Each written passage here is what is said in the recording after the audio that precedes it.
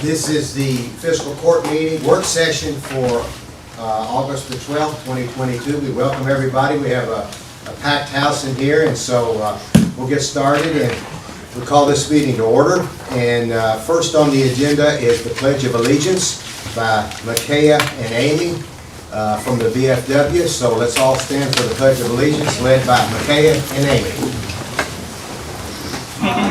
I'm Micaiah Graham and I'm 15 years old. I'm Amy Shankel and I'm 9 years old. I pledge allegiance to the flag of the United States of America and to the republic for which it stands, one God, under God, indivisible, with liberty and justice for all. One of the best. They was fast.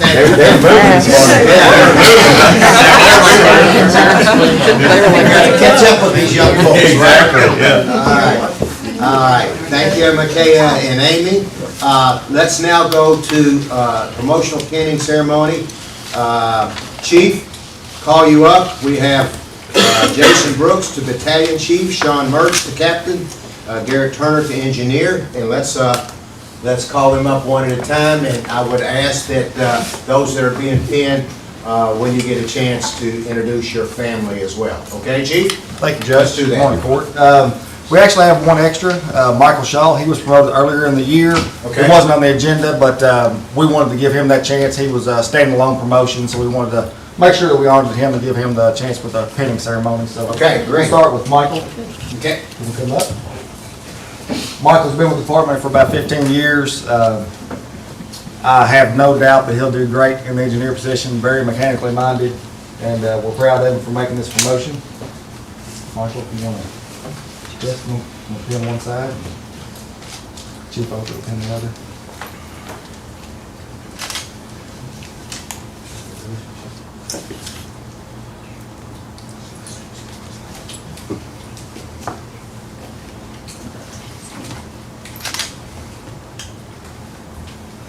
Don't cough. Sticking to it.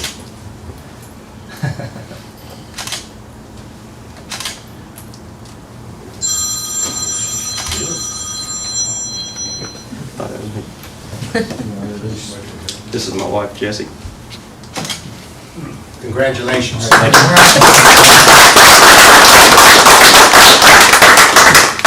The next pinning we'll do is Engineer Garrett Turner. He's younger within the department, but he's proven himself to get promoted rather quickly, and he's also another person who's very mechanically inclined, which is a great asset to have as engineer. So I have no doubt that he'll do great as an engineer as well.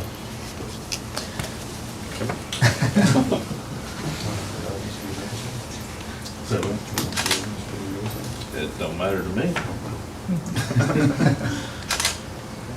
You're welcome to stand up and take a picture if you'd like. Thank you.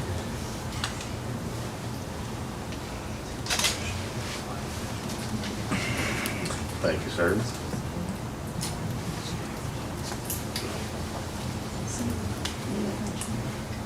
I'm waiting for the smile. Introduce your family. This is my wife, Kelsey, my mom, Carla, and her boyfriend, Mike. Y'all want to come up and do a picture together? Yeah, y'all want to stand up? Sure. Go up there and do a picture. Yeah, I love it. One of my many strengths. All right, guys, if you'd like to get a face here, there we go. 1, 2, and 3. I'm going to take a couple. 1, 2, and 3. One last time now, y'all. 1, 2, and 3. All right. All right, thank you. The next promotion we'll recognize is Captain Sean Mertz. Sean's been with the department for about 12 years now. He's proven himself to be towards the top of the promotional list every year for several years, and this year was his year to get that promotion. He's going to be stepping into the supervisor's role, which is a little bit of a change, but he's acted in that role several times for the department, so I feel he'll be very comfortable in it. And he's going to have his brother pin him? His brother's going to pin him. All right, now you two behave. I can still take him.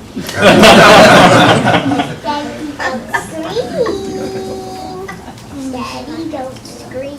Don't scream. I don't know. You made a comment about the older brothers and still thank you. There's no way I'd let my brothers pin me. Or your sisters. Very brave.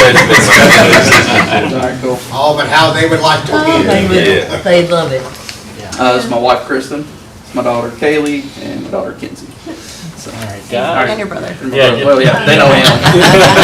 All right, guys, we're gonna take several, okay? 1, 2, and 3. One more. 1, 2, and 3. One last time now, y'all. 1, 2, and 3. Thank you very much.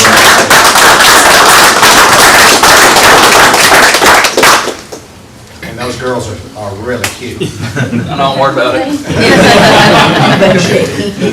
And the last thing will be Jason Brooks, who's been promoted to battalion chief. He's another one who's been towards the top of the promotion list for battalion chief for several years. And he is well respected within the department. He'll be stepping into the management role. He'll be overseeing an entire crew now, so he's already filled into that role rather quickly. It's a quick adjustment, and he's doing great so far, so I'm sure he'll continue on and be a great battalion chief for the department.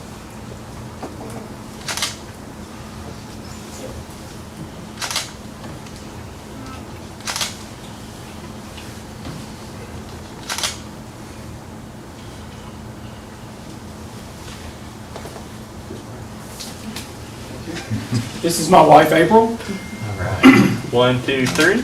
One couple more. 1, 2, and 3. One last time now. 1, 2, and 3. Thank you, guys. Thank you, congratulations to the guys. Thank you all very much, and to the families, thank you as well. Thank you for being here, and God bless everybody. Be safe. Thank you. If you all would want to take another picture, out front, there's another little spot out there behind the front desk, if you want to take another picture back there. But anyway, God bless. Thank you. Thank you.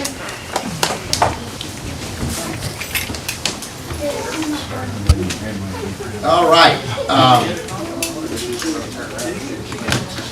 Amber?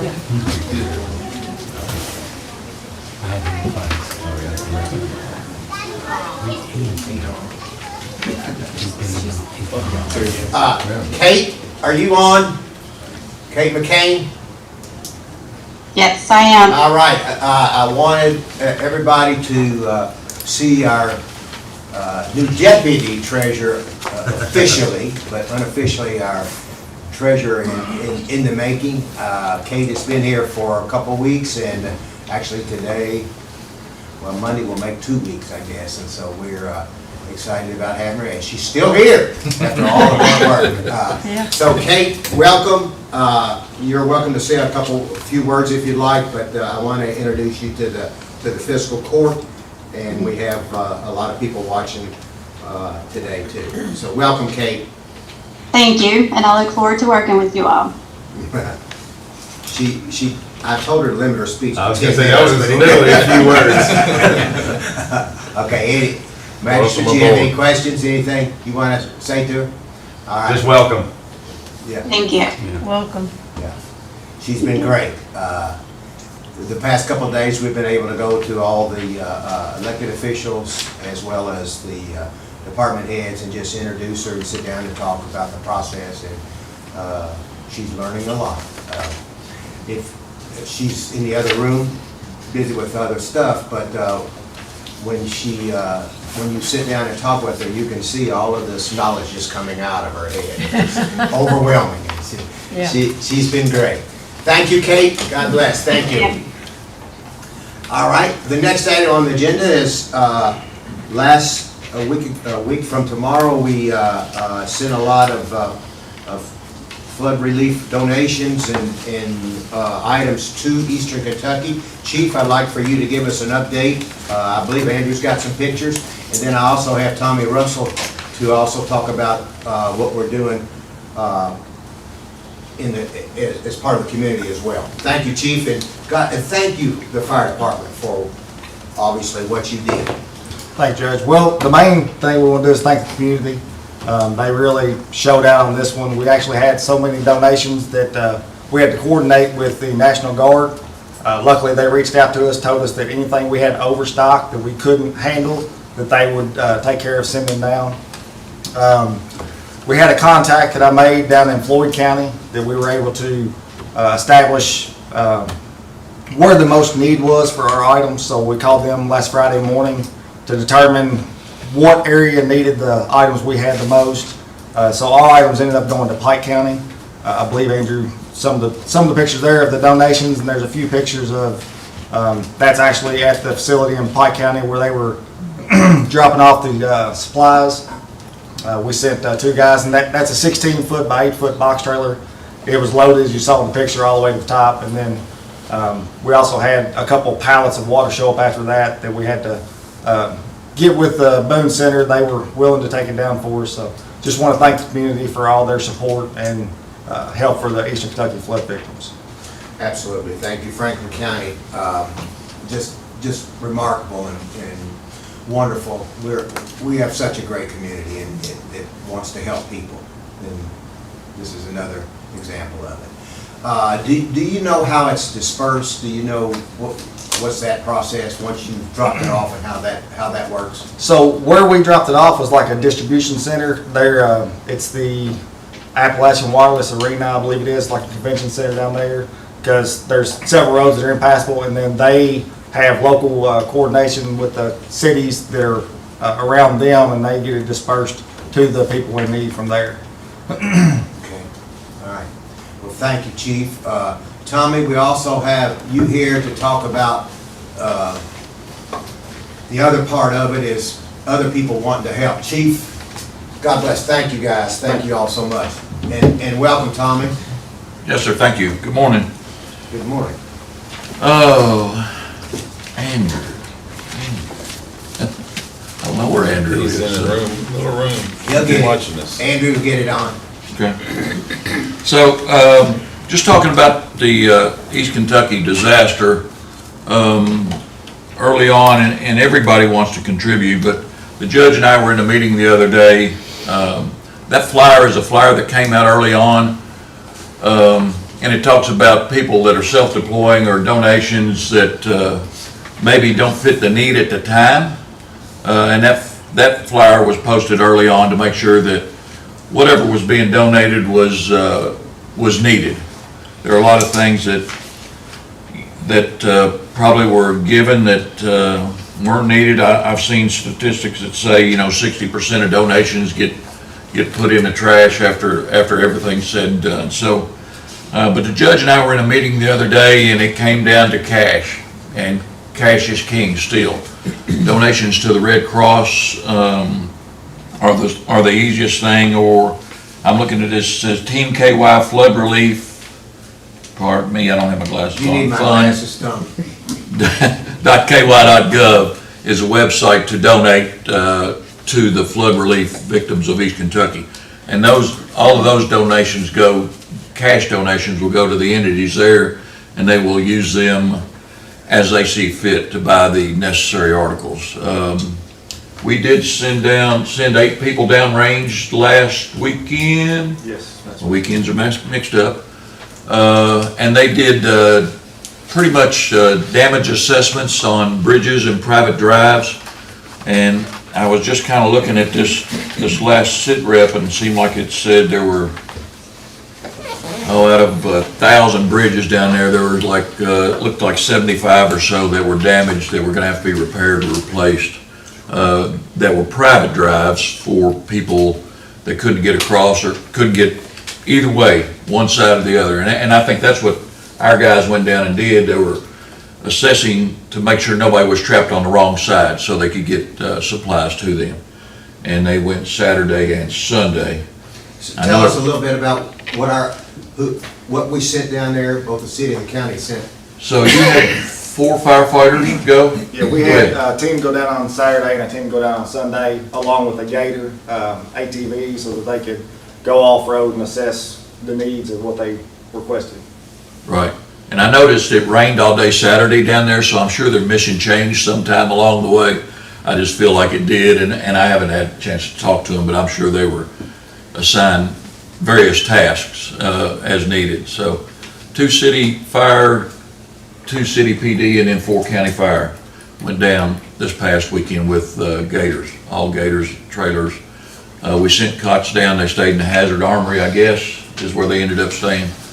So, you know. Tommy mentioned that, and I know the governor's talked about that. Those people that want to go down there, there's not a place to stay. That is correct, sir. Maybe a week after this disaster happened, the governor said, hey, there's no more room at the inn. You know, if you're going, you need to be self-contained. So that's why we held on for a long time to make sure that you get a KYM number, which is Kentucky Emergency Management mission assigned. When you get that, you know, you've got a place to stay, you've got fuel, you've got food, you've got water, you've got all the things necessary to send a team downrange, or they'll tell you this is what you need to take with you. So the people that self-deploy, eventually when you get so many volunteers, it becomes an issue. So you've got to dedicate staff to that issue on what to do with them, how to house them, how to feed them. You know, if you're trying to feed the population down there, I don't need 5,000 more volunteers that I have to feed also. So it becomes an issue. And it happens in every disaster. Every disaster. I'm not saying it's a bad thing, but you know, it is an issue that we have a lot of class hours on and a lot of conversation time about. So, but right now, like I say, cash is king down there. That I saw what the governor said yesterday. We're through with the emergency response phase, even though we still got BSAR teams. I think they're all maybe an hour away from the mountains. I mean, just because there's no place else to stay. And they're going into stabilization phase, which is what our guys did, was go in to assess bridges and roads. And they're not structural engineers, but to be able to say, yes, you can pass, or no, it won't pass, or anything like that. So that's what we did this weekend. And that's the phase that we're moving into now. So where the private bridges are priority right now on the list for individuals to get back on into their properties. So that's kind of where we sit now. Everybody needs to understand that this will not be a short-lived, this is not going to be a short-lived disaster. This flooding disaster, you know, when you send volunteers down there, they go for a week and then they got to come back home. Well, we're going to need volunteers for, 8 weeks, to go down and do things. So the website that I just gave you, and then the flood, I'll have to dig that up, Judge. I can't remember it off the top Would of you my work head. with Andrew to get I will. that posted Yeah. on our website? And get that out, and it's got all the resources that go down through there. I'm actually going to send the elected officials, since you all are the pillars of the community, a sit rep that we get from KYM every day, and I've got the latest one, and I'll send it to you all so you can see that, and then it'll have donations needed on there, and you can reach out to your constituents, or if they ask you, you'll know exactly what to do with that and what to send. And when we get through here today, I'll send that to you all so you can read it and see exactly what I'm talking about. Tommy, as part of this, I say to you that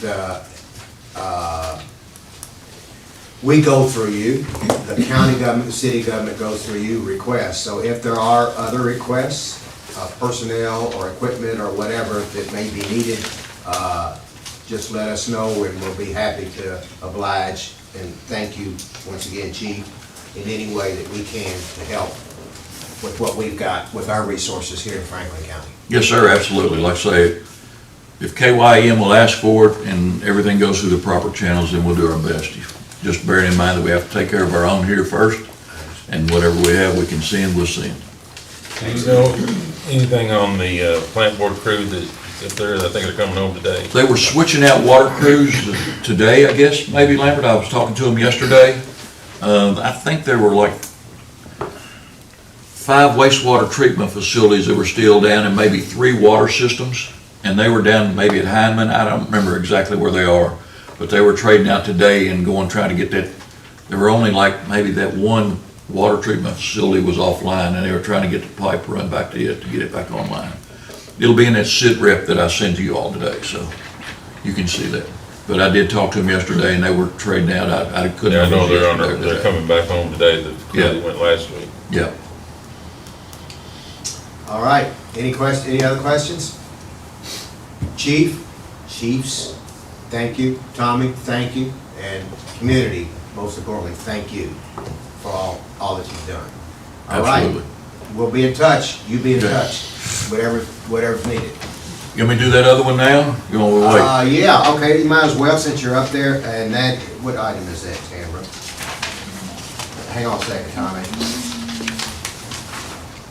Item 11, authorization to approve a resolution for a commitment of the Franklin County Fiscal Court to share in the cost of removal of an abandoned houseboat hull located on the Kentucky River with the city of Franklin. So, if y'all remember back in 2017, I think we executed a contract with Mahan or Aquarius or somebody to do a major cleanup on the river. As far as I know, it's the first time it had ever been done.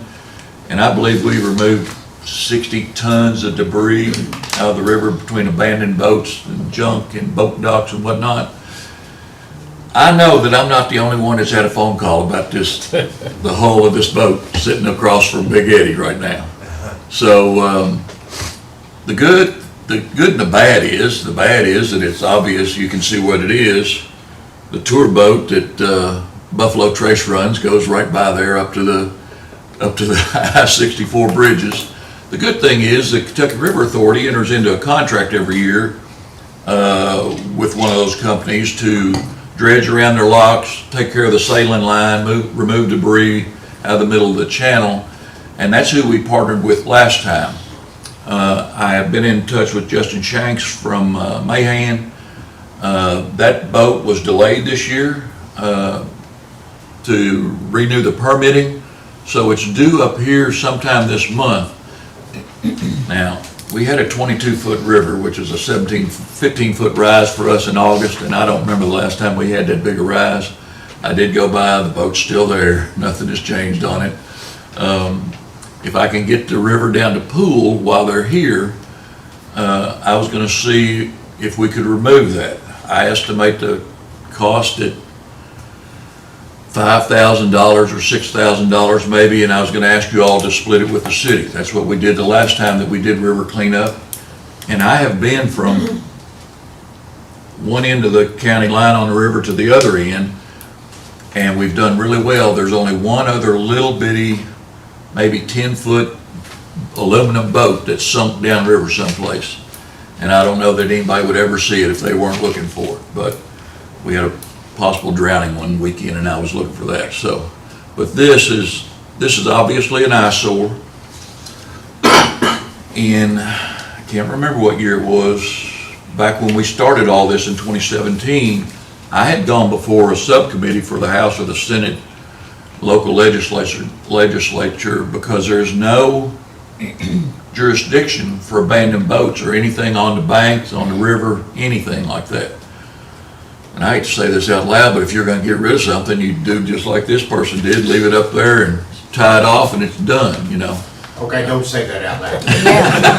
But, you know, moving forward, I think that that's one of those things that, you know, I know Rick and Laura Ross looked into that about our own ordinance and what we could do. The only recourse I have on anything like that is if it's got some kind of release, hazardous material release or something like that, or spill, and I can get the EPA in and we can mitigate that way. This is far beyond that. You can see the top's gone off the boat due to high water now, and the hull is just there. And if we don't remove it, it's going to be there forever. I mean, we'll not get enough sand around it to cover it up. It's too far out of the water. But I thought this was a good opportunity for a little bit of money and to split, to remove this thing and be done with it.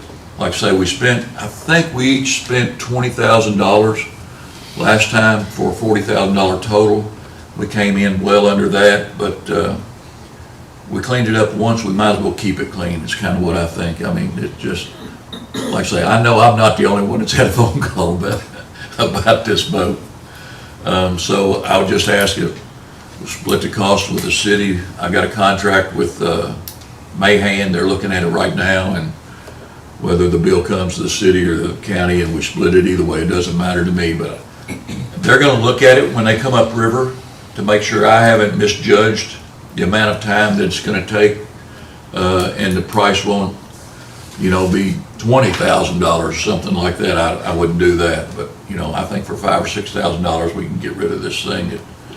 And this one eyesore that we've all had multiple phone calls about. I know Sherry has. Any questions for Tommy on that? Go ahead, Squire. Thank you, Judge. Appreciate you being here. Appreciate the timing on this. The question I have is because the river is up, none of us know when the dredge boat's going to go through. So if the dredge boat goes through and it possibly will still be above where we can pull this out, what happens at that point? Do we wait another year? If we miss this opportunity, Yeah. we will. The river's falling now. It is. I mean, it's out of my yard now. Yeah, the river's going down now. If I can get it down to 8 feet or something like that, which is about a foot above normal pool, we can pull that out of there. They haven't started up the mouth of the Kentucky. Okay. I didn't Yeah. know what the timing was. Uh-huh. I didn't know if you knew where they were at this point. I'm guessing sometime the last we're into the last half, aren't we? The last week of this month, maybe, that they'll be in this pool. I suggested that they satisfy the Kentucky River Authority contract first, and then when they're on their way back down, they go all the way to Lock 5. And when they're on the way back down, we'll stop and do that if everybody agrees to it. That way, there won't be any question about the time involved or any of the money spent on that. And we can get it out. If I can get it out at Hambones at Old Lawrenceburg Ramp, Yeah. I'll do that if we can pull it up the hill, but that's a pretty steep ramp, so. It is, that's the best place. Yeah, last time we went all the way back down river to the rock bar, Buffalo Trace, and offloaded, but we'll make it work, whatever we need to do. Is it metal hull or? That's fiberglass hull. So I hope it doesn't tear apart. Where is Yeah. Lot 5? Thank you. Lock 5 is Lawrenceburg, up in Anderson County. Tyrone, that's exactly right. Anyone else? So there's no whole numbers or anything on it? Yes, sir. Yes, there are. So. I did an open record. Do I know who request. owns They got it? Yes, sir. Yes, I have it as well. I've been pursuing it on my side for Yeah, we can months. pull it out and take the guy to court if you want to, and whatever you all want to do. But I've got to pay our, the haul company right off the bat. And then we can pursue it after that. I've got the documentation, so there were 2 boats there, and one of them went left and went someplace else, Yeah. fortunately. Now I remember. Any other questions? All right, thank you, Tommy. Yes, sir, thank you. Thanks, Tom. Thank you for your report. Okay, the next item on the agenda is approval of minutes from our regular meeting of July 22nd, 2022. Any questions on that? All right, the next item on the agenda is authorization to receive report of audit of our sheriff's settlement 2020 taxes for period May 16, 2020 to April 15, 2021. Is the sheriff on? Yes, sir, I'm here. Okay, go ahead, Sheriff. Yeah, this is our 2020 tax settlement, and it was with no finding. Thankful for that. Like I always say, we want to stay in budget and have clean audits and pay our bills on time. So this is our latest tax audit, and I appreciate the staff and the court for all of the hard work and dedication, and thankfully it came out with no findings. All right, any questions on the sheriff's audit? A clean audit? Thank you, Sheriff, for having a clean audit. The next item is authorization to receive the Farmdale Sanitation District fiscal year 2022-2023 budget, and Ray Smith's here. Ray, welcome. How are you? Thank you for being here. And thank you for your work on the board. Glad to do it. We present our budget every month or every year to Fiscal Court, and I'm here to see if you have any questions about it this time. Okay, you received the budget. Ray, it looks like your gross income, there's not a lot of wiggle room in there, is there, my friend? No, there's not. Next year will be a little bit better. We had a rough year maintenance-wise. We spent a little over $200,000 more than we took in due to maintenance issues over the past year. We engaged with RCAP, which is Rural Community Assistance Partnership, to do a rate survey, and the guy that did the survey recommended a rate that covers our costs plus 12%, which allows us to get KIA loans. Our debt ratio was at the point where we could not get a loan before this rate increase. So And put Ray, it we're off gonna as long as have we a can. public hearing, I think, in that next Tuesday. I can't remember the exact date. Not I'll check next my notes. Tuesday, but the week, Tuesday after 2 weeks. Yes. Yeah. And we'll get that advertised and out and talk with the community about that rate increase and the other things, the CDBG, the LMI report too. Right, yeah. And update on where we are. Right. There's been a lot going on, there's a lot left to do Yeah. on these plants. They're, Squire Sebastian, you have a question? Yeah, thank you, Judge. Mr. Treasurer, thank you for being here. I did want to ask, there was a footnote at the bottom of this that it talked about the income is based on 4 months at the previous rate and 8 months at the new rate. So, Yes. can you talk about the timing of the new rate? It I went into missed the effect last on- meeting, I just was in a place I couldn't watch. It went into effect August 1st. The first bills will come out at the end of this month. It gives Farmdale Water, who does our billing, a month to collect dues, another month to go through their reconciliation project, and we won't see the first money of that until November. So this fiscal year, we'll have 4 months income at the old rate before we start getting into the new rate. And you said that there was an organization that talked to you about how to Yes. arrive at that ratio. Can you talk to us a little bit about that? Because Yeah, the fellow that did this, he spent 12 years at the Public Service Commission doing rate structures, and we gave him all of our financials, and he recommended it, to cover our costs, plus the 12% overhead, which allows us to get these loans so that they know we can pay the loan back, because you can't use a sewer plant as collateral, because nobody wants to own it. So they use, while Farmville Sanitation has done now. they use the rate structure as collateral to ensure that they can get their money back.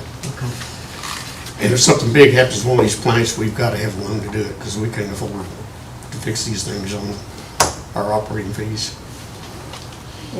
And the plan is to take, I guess, 2 stations offline, right? Quill Run and We're in the process of taking Quill Run off right you now. might want to just, We've had lots of trouble with it. It gets diapers and baby wipes and everything else in it.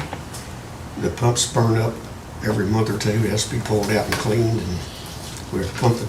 and none of the Pump pumps station. are interchangeable between stations.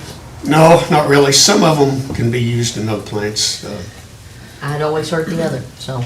No, we'd like to get to the point where they are, but they were all put in at different times. They've got different volume levels, different head pressure, depending on how high they have to pump stuff. And they're really not interchangeable. Some of the blowers are, but not many. Okay. They're all different sizes and put in at different points in time, different. Some of them aren't made anymore, right? Yeah, we've had trouble with that. We've had some pumps that we've had to have made special for these. And we're still waiting on a control panel now. We've been waiting over 3 months to get a control panel in for Coolbrook. It's hard to get stuff right now.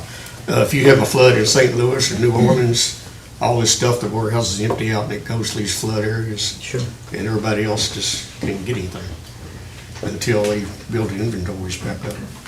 As you hear Ray talk about these issues, it kind of gives you a 30,000-foot view of the big issue. The big issue is how much do you spend on fixing something that is totally broken, but it's going to be replaced in the long run. The whole goal here is to replace all of this inadequate machinery, the process, the filtration system, and but you got to keep operating it until we can get it replaced. So we're spending a lot of money to put Band-Aids on this, but you have to. We all know the court has been very generous about trying to help the people in that area, but it is a huge situation for them to tackle, because how much do you spend on a Band-Aid when you really need stitches and major surgery? basically. Use that metaphor or analogy. And even if we get these replaced, we're still gonna have significant maintenance costs due to all these old clay pipes that were in some of these old areas. Yeah, that's another piece of it, The too. pipes are breaking down, they're getting roots in them. Uh-huh. So, have the residents seen the hike yet? Or We sent letters to every one of them. Well, when does it go What's into the effect? percentage, a good percentage of the? It went up about 50%. So we're in that neighborhood. Which we don't like, we know people don't like it, but we got to the point we had to do it. Yeah. Or go out of business. It went into effect August 1st. Yes. Okay, so they've seen it on their, They won't see it It's on until their the next bill, bill. okay. It'll show up on their next bill. Squire Muller? Thank you, Judge. Thank you for all you do. Question, on your emergency reserve, is that kind of a standard fee, or do you use a percentage rate as far as how much you want? The RCAP representative recommended 12%. Okay. And this doesn't show 12% because we've got 4 months at the old rate. It But should that's the reflect goal. 12% next fiscal year. Okay, thank you very much. Well, we've got Ray here. I think a pat on the back, a real thank you goes to Ray for his services. He's the treasurer. Right. And also Charlie Burnett, who's the chair, and our newest member, Hank Swaggart. They work so hard. They get so many calls. Quite honestly, this is probably one of the most difficult boards we have in the county to be on. And there's so much that has to be done, and there's so many issues that have to be addressed on a daily basis, sometimes on an hourly basis if it rains hard. Ray, do y'all send out letters telling people what not to flush? We do. If you Well, didn't we eat not it, don't letters so flush much, it. we put it on our website, we contact people, we have it on the Facebook pages. They I know still in do our it neighborhood, anyway. we've done it multiple And that times. probably tears up your pumps, doesn't it? It does. We've had them put in a brand new pump, come back next day and it's stocked up with wipes and wipers and. Yeah, it tears up the grinders first and then Yeah. the pumps can't move. And, you know, I've posted pictures of ours here. Right. As soon as, saying, please, please don't flush these things, and that's still happens. Yeah. We probably spend $5,000 a month just pulling stuff out of these pipes and. And it's not pretty to go see to even take a photo No, of I and know, stand I've over and seen- deal. It doesn't dissolve, we have to It pay does somebody not. to pull it out sooner or later. Yeah. And it collects with kitchen grease and forms these huge Yep. balls of Squire Booth? garbage. Well, I wanted to say that when you see a product in a store that says it's flushable, it is not. And I am glad that Hank Swigert has joined the sewer board because he was one of the people that I had several conversations with in the 5th District about the Cool Brook sewer. So he should understand what the problem is. So, I mean, it's easy to understand, but still, he has personal stake in it. So, Okay. I want to say that. yes. Anything else for Ray? Thank you, Squire Booth. Anything else? All right, thank you, Ray. Appreciate Thanks, Ray. your board, great work, you as well. Thank you. Okay, the next item on the agenda is the second reading approval of an ordinance amending the operation of County Fiscal Court, Chapter 30, Administrative Code, Personnel Administration. Vacancies, compensation plan, classifications of employees, and add a section for county-issued property to employees as part of the Code of Ordinances. Rick Tambra? So these are the things that were discussed in our admin code work session and the court asked for. Everybody aware of that? Rick, you have any comments on that? Is Rick on? Yes, sir. We've reviewed it a couple times. There's a little impact relative to the travel authority, but it's all with the discretion of the department heads on where you go. And I think John is very much aware of the limits that he's going to have to deal with while they're doing this. Different item, Rick. Pardon? We're not on that section yet. Oh, We're I had on to- the administrative code, changes, the 3 changes for the county Oh, inmate. no, that was fine. I'm sorry. And get a printed document. My apologies. It's okay. But the issue is still the same on the other one too, for what that's worth. We'll get there in a minute. All right. Questions?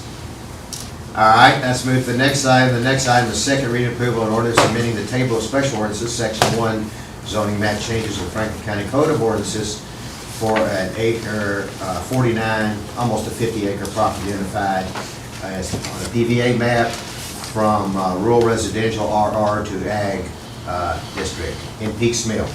Robert, and you're going to be on for a few. Welcome, Robert. Hope you got some sleep after last night's long meeting as well.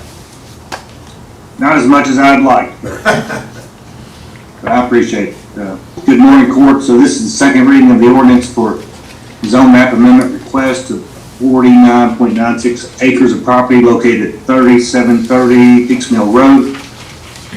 Planning Commission held a public hearing and took testimony on June the 9th, 2022, and that same evening adopted the staff recommended findings of facts identified as A, B, and C on the ordinance. Staff had recommended approval, and it's respectfully submitted for the court's decision. Questions on this item? Who? Squire Mullin. Thank you, Judge. Thank you, Robert, for being on here today. I believe, and I watched this on the video that was sent. He's requesting this for 3 homes. Is that correct? Well, I'm not sure the total number of homes it'll be, but it'll be more than 1 home, which is what precipitated the need for a change in the zoning.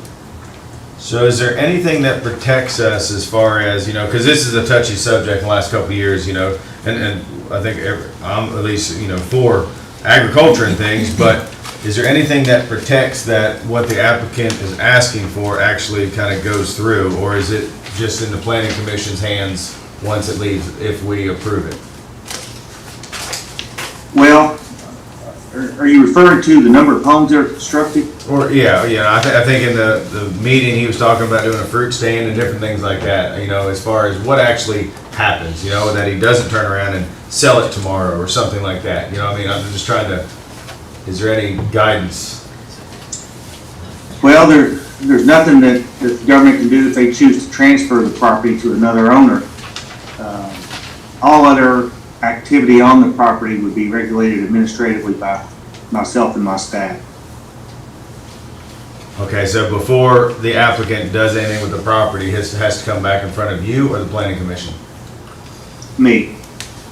Does it make it to the planning commission, or is it just solely your office?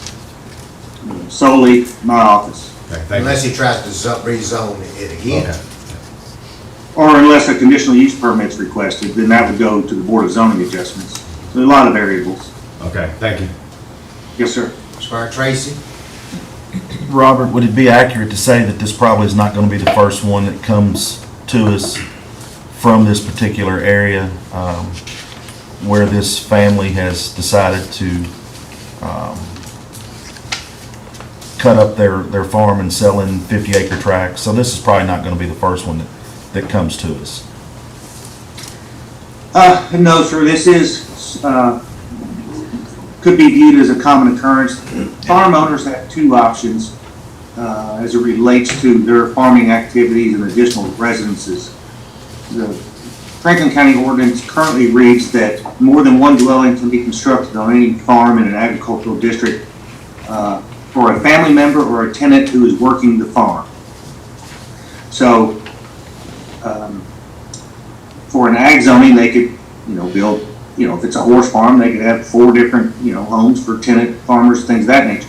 The other option provided for property owners is that they could subdivide a portion of the property for a separate dwelling if there's a desire for a deed for that, for legal reasons, tax reasons, whatever. So, and if it comes through as a minor plat, that's an administrative function.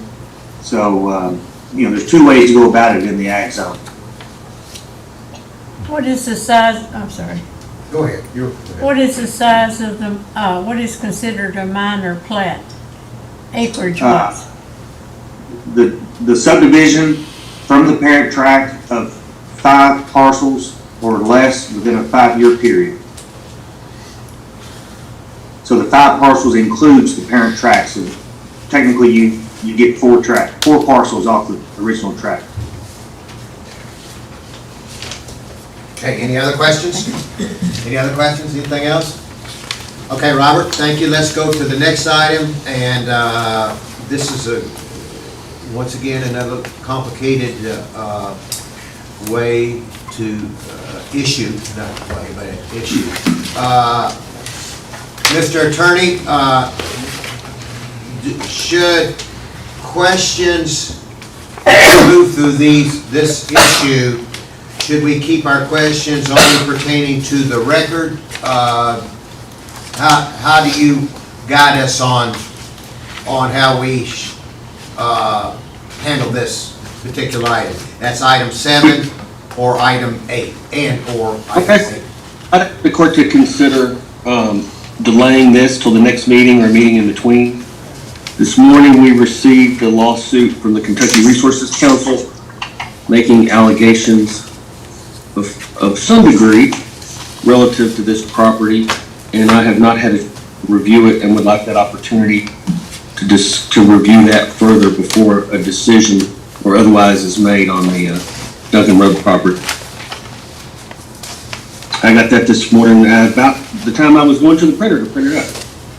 So even if this is the first reading, it wouldn't, you don't want to do the first reading? I would ask the court to consider playing that for one more time if it's at all possible. Okay. Only because if nothing else, just the short nature of people pleading things the day before. Well, we need to know what the timeline is on this then. Is there, yes, that's exactly right. Robert. Robert, how does the timeline fit with this?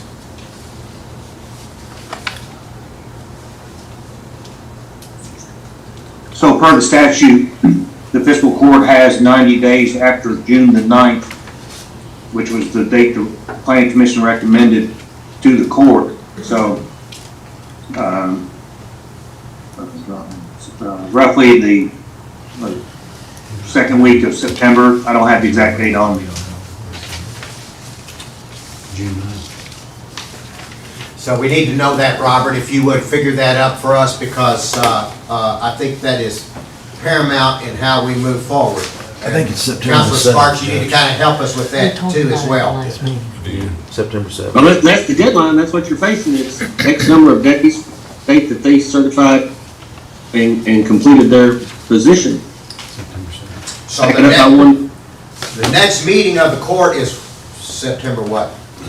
September 1st. So that puts us in a bind. How many days after September 1st do we have to can we meet like the next day? This is just arbitrary. Can we meet the next day after the first reading if we have to change all of this? I have to advertise. So I don't see how we can do that. But we could have a special meeting just for this. Have to advertise at least, no. Well, we gotta advertise for that First I'm too. seeing this. We still I have not advertise. had to except review this matter, and if you gotta have a special meeting, then have a special meeting. But I want to make sure that it's done properly, so I'd like to review it. Well, and Rick, if I could ask, there's nothing to say we can't have a special meeting before September 1 to move it up. If, let's say, in the next couple of days, you look over this and think it's okay for us to proceed, that would be okay also, correct? That's my question. What happens if you say, I don't think we should proceed, and that automatically goes to the affirmative of what the Planning and Zoning Commission did without us being able to vote on it if the timelines go? I don't think that's fair. So we got to keep that in mind too, Counselor. Then I would ask you all to keep that in mind. Right now, I'm saying that I just received a matter that I think requires an appropriate attention, and it's going to affect your decision one way or the other. And if you got to do that, I'd recommend that you do that appropriately. But you all be aware of it because you're the ones that set the meeting. I'd like to review this further. So Rick, could we maybe, can I ask, or we ask, like, how long will it take for you to review this and maybe get back to us via email and we could do a special? If Meeting before. If you think it's okay to proceed, you know, say middle of next week, then we could schedule a meeting before September 1. Is that? You know, I have no other comment on this matter until the, so I'm not gonna, that's the only comment. I'd ask you to change it if you want to. Yep. If you don't proceed, but I'd like to review it. I don't have a time frame.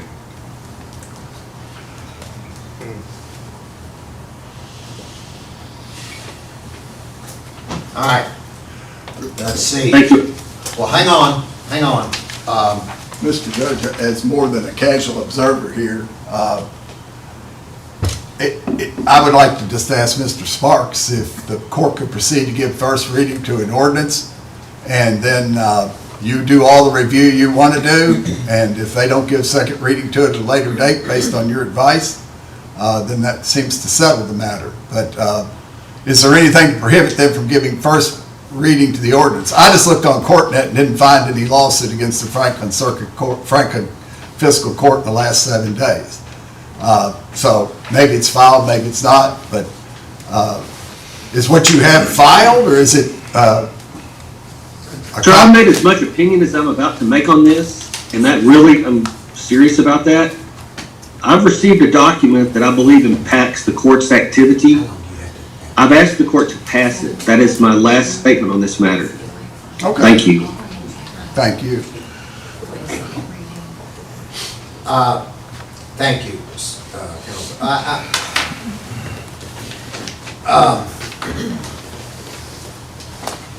So what I can do, just to try to help speed it along, if there's gonna be a short window between the first reading and the second reading, if I know when that first reading is gonna take place, I'll go in and advertise for the second reading, just to cover us and help with that time frame. I can do that. Counselor Sparks,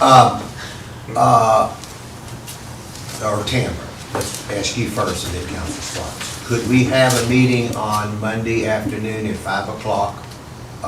Is that enough time? Is that not enough time to advertise? Enough time to advertise? I don't need to advertise, the ordinance, just, special meetings, 24 hours. Well, we don't know how long it's gonna take our county attorney Well, to review it. that was my Okay. second Yeah. question to Yeah. him. So you can take as long as you want. September 1. As long as it has to, You I probably guess. need to do it before September 1 for our meetings, if we're gonna have a. Counselor Sparks, I hate to ask you, can you have it read by, no? Okay, so it looks like we've got a conference next week, we've got all kinds of, so, it looks like, and I know that the 18th in the evening is not a good time, next week, and in the morning it's not good for, some, and so, how about Monday week, which would be like the 22nd? The 22nd, Monday week, at 5 o'clock. Trying to get it in the afternoon for those that are working, 5 o'clock on the 22nd. Would this be the only thing on the agenda? Yes, this will be a special. So obviously with Zoom, I wouldn't see there being a problem. Sure, you can do, yeah. Any time that you feel like it needs to be called, just, I mean, as long as it's inside, just never shoot a message. Counselor Sparks, can we give you a week to, That's what I understood you just did. well, I mean, is that time, I'm asking you, is that time enough for you? I'll say this again. I got this 20 minutes ago. I know. Okay, so cut me some slack, please, because I'm trying to cut you some slack. You can schedule it when you want to. It looks like I'll be working all weekend, or maybe not at all. But please be aware of the total ramification thing that you're considering doing. I'm not 21 minutes away. Okay. Keep that in mind. So, all right, let's go to the August 22nd, Monday, August 22nd at 5 o'clock. At this point in time, this will be a special call meeting with item 7 and item 8 on the agenda, item 7 and item 8 on the agenda. 5 o'clock. At 5 o'clock. A week from this coming Monday, at 5 o'clock. Everybody got that? Yep. And Councilor Sparks, you can live with it, I hope. So, right, remember, we can do it. I'm working on it even as we speak. Thank you, sir. Are we okay? And so if we do it on August 22nd, you'll have the first reading on the September 1st. We will have the first reading on September the 1st. No, wouldn't we have the first, first reading would be on the 22nd? Yeah, second reading. Second reading on the Yeah, 1st, so yes. I'll go ahead and Yes. advertise that. Okay. All right, everybody understand that? First reading on August the 22nd, and the second reading, which would be the date we were going to do it anyway, would be September the 1st. Okay. Does that work with Robert? Thank you all. I appreciate your all's consideration. Thank you. Robert, you understand that? Yes, sir. Okay. Okay, thanks, everybody. All right, now we move forward to the next item. Robert, you're on with that. And Mr. Hart, Mr. Hart, welcome. We don't see you in person very much. Maybe it's the first time we have seen you in person. I think so. Okay, this item is authorization to approve a resolution requesting the Franklin County Planning Commission conduct a hearing to amend the Franklin County Code of Ordinances to add a 1,000-foot separation between residential recovery facilities and residential dwellings. Robert, we have Mr. Harp in here as well. You want to talk about this? I know we've had a comment or two about that, and so I'd like to hear what your thoughts are, and then what the court, have a discussion with the court. Yes, sir. So the Fiscal Court adopted an ordinance establishing residential recovery facilities on February 11th, 2022, ordinance 2-2022. Since that time, the court has requested that I establish a revision or present a revision to the court for consideration that would separate such future residential recovery facility separation from any adjacent dwelling at a given distance. So on this resolution, I have begun the conversation with a 1,000-foot linear distance in all directions for the court's consideration. Per KRS 100.211 sub 3, a text amendment can originate from this body, the Fiscal Court, and you can make a recommendation to the Planning Commission. The Planning Commission would hold an evidentiary hearing and then make a recommendation back to the Fiscal Court for consideration. The court's consideration would come via an ordinance to amend the existing Code of Ordinances, which would require 2 readings. And I have provided the resolution to begin the conversation for a 1,000-foot separation. And I'm happy to answer any questions. I'm good with 1,000 feet. Okay, we got several questions. Smart Blackburn, I'll let you go first. Sure. Robert, thanks for working on this again. What other type of facilities or buildings or anything like that have prescribed setbacks in the ordinance? I know there's setbacks from city streets or county streets, things like that. In the discussion last night on another topic at the Planning Commission, there was a number put out for a particular type of building. And I was just wondering if we have other requirements for other types of buildings. Liquor stores. For setbacks. Robert, I saw, you and I looked at a document last night. Do you have that document available on setbacks and under other issues? Yes, sir. Let me pull that up.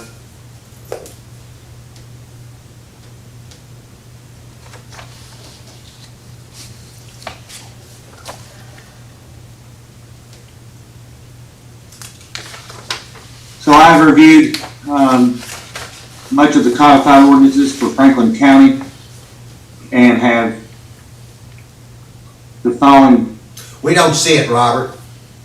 Would you like for me to share my screen? Yes, sir.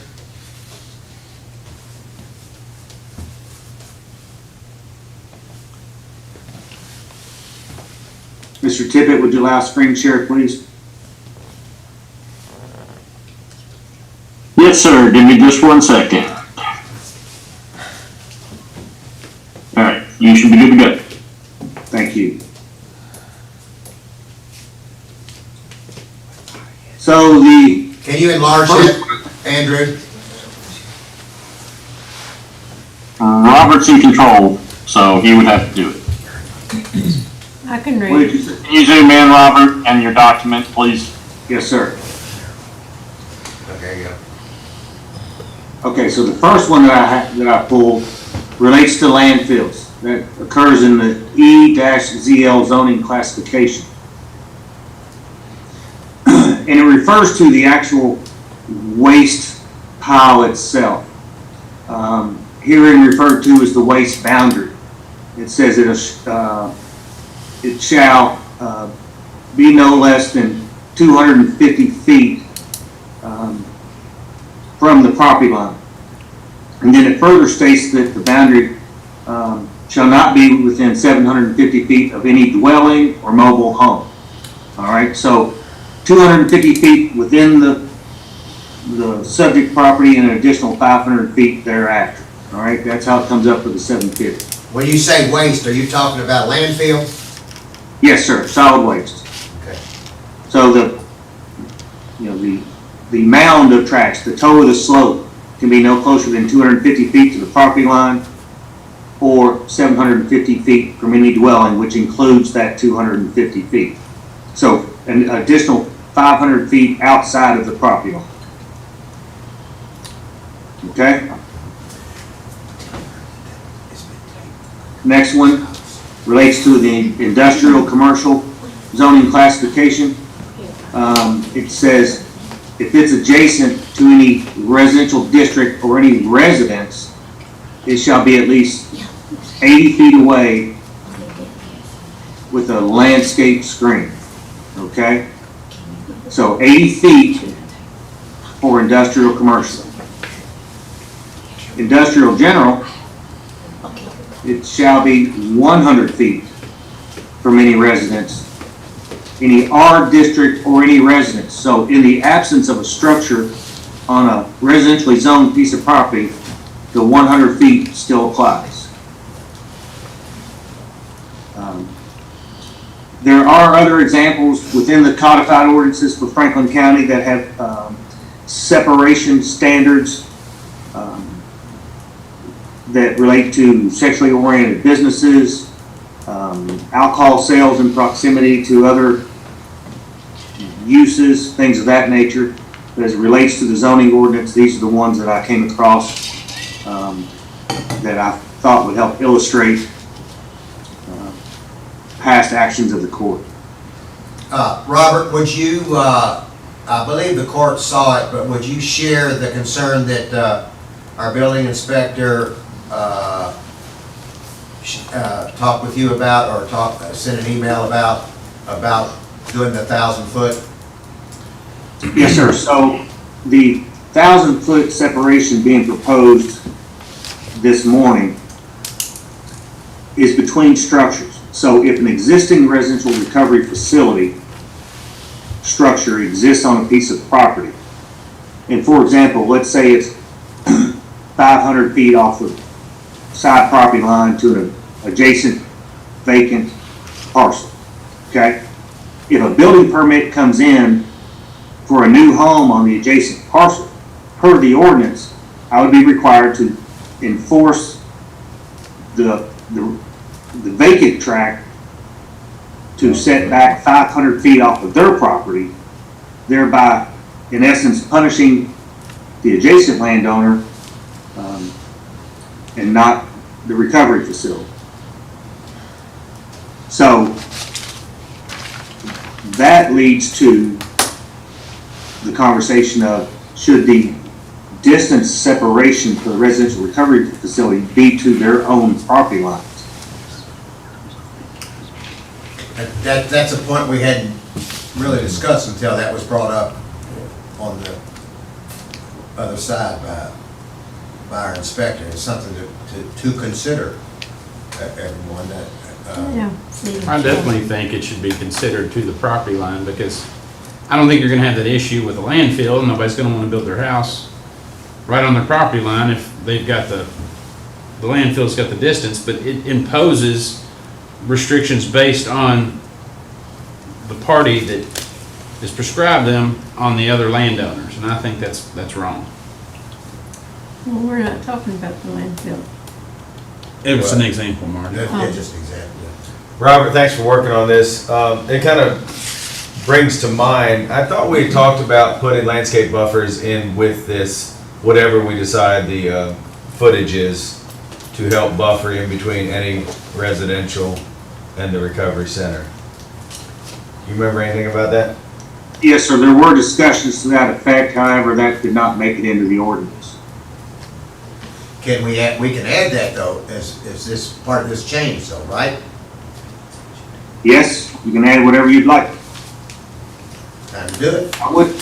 I would like to state that a 1,000-foot radius around a structure, and in this example, the residential recovery facility, encompasses an area of 72 acres. Yeah. Your ordinance only requires a minimum of 5 acres for a facility. Okay. So, Court, take a step back, think about that, and what are your thoughts? Reasonableness, I guess. Go ahead, Scarlett. I was thinking 500 feet and visual landscape barrier 500 feet to boundary, the property line. boundary line. Mhm. To their own property line. Yes. But I would like to add landscape buffer Landscape in buffer, between yeah. any residential, and I think that's just the right thing to do. I guess I'm the lone guy that doesn't, like I've said before, we have drug addicts living in every zone designation in Franklin County. And the ones that are seeking help, we're putting mandates on them. And I know it's a numbers thing, that you will have more in one place, but these are the folks seeking help. And it's the not in my backyard thing, If your kid was gonna die because they couldn't get off drugs, would you rather ship them 3 states away and check on them, or would you want them in our community getting help? Well, I don't see it that way. I think we're trying to find a compromise. So I we do can have it in our too, but community. 1,000 feet, like Robert said, 72 acres. What's 500, Robert? You're probably a little quicker on the math. No, it'd be different because it's a circle. 37 and a half. So are we gonna have to do this per zoning then? Because to me, this is kind of, I think we're all focusing on like the ag zone and the farm thing that was presented to us, but obviously we've okayed treatment RB. centers and other. RB is not gonna. Well, that's what I mean, at all. so I mean, then we're gonna Okay, kind move. of get into that, so it's almost site selective to a certain extent. Yeah. So what about that, Robert? Because it is contingent upon a certain zone where this is going to come into play, and other zones it's not. So how would we, this would only come into play? Is that how you look at it? What, in a zone? Well, I would just caution the court that creating an ordinance allowing a use, but establishing restrictions that ultimately prohibit the use is not appropriate. Counterproductive. Robert, sorry. Go ahead. Robert, can you refresh me, because I know this is mainly talking about the one applicant we've seen in front of us. What's the distance now between property line and I guess the existing home that they're looking to use as a 350, isn't it? Hold on a minute. I'm going to strike what Squire Muller Okay. said. Let's we're talking about future, we need to be careful. Okay. Saying that. Understandable, yeah, understandable. So let's talk that about distance is how we move forward this in the future. Yep. Okay. Right, sure. What is That it? distance. Go ahead, Robert. Can you, so how do we, is there a way to deal with a piece of this when it's one zone, and then if it's in another zone where there's not acreage involved? Yes, sir, that can be done. Okay, and how do we do that? Well, you can designate, for example, say that you want a separation requirement within residential districts or certain residential districts, but allow it to be, or have no separation distance, say, in an industrial district or a commercial district. You could do that. Oh, you mean they're allowed, By but, zoning districts. but the restrictions are by zoning district. Yes, ma'am, and because that does occur in the current ordinance, so Yeah, that's that's something I'm used to. Okay. Squire Tracy? Robert, a couple questions. And I kind of look at this right here as two separate things. I look at a facility and a residential dwelling. I'm trying to keep those separate. I see a facility as a large facility, then obviously a residential dwelling is a single-family home. And when those homes are built, back to the septic systems, when those homes are built, they're based off bedrooms per se, and what I would think would be occupancy. How are those things being addressed when we know that that's not into play per se? So if I've got a 4-bedroom home or a 3-bedroom home with 2 baths, and you would genuinely think there may be 5, 6 at the most people living there, what happens when you look up and there's 3 people in a room, so now you're at 10 or 12? How's those systems being looked at to make sure that there's enough that they're adequate per se? Density within the residential dwelling, I think, because I've got that on the list here to ask about. So the change in the example of a single-family home, when you change the use from a single-family home to a residential recovery facility, a new certificate of occupancy needs to be issued prior to the change of use. That will require an inspection of the property and information from the applicant as to the maximum occupant load for that location. We would coordinate with the health department at that time to do an assessment of the waste system to see if it is adequate and if it could accommodate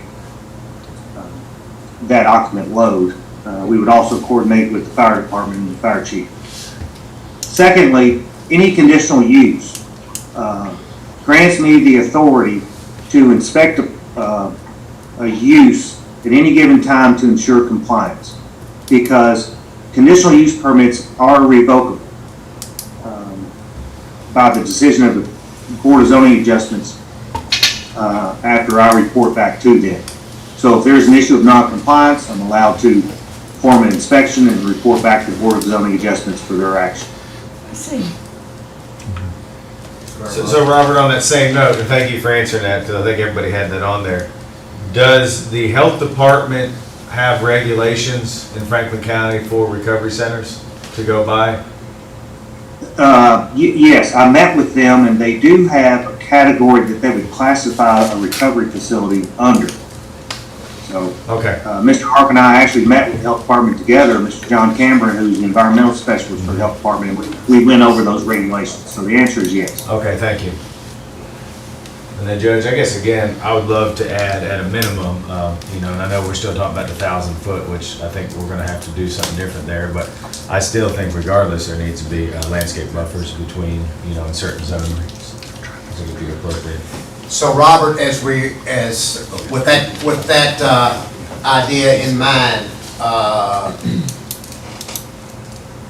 would all zoning areas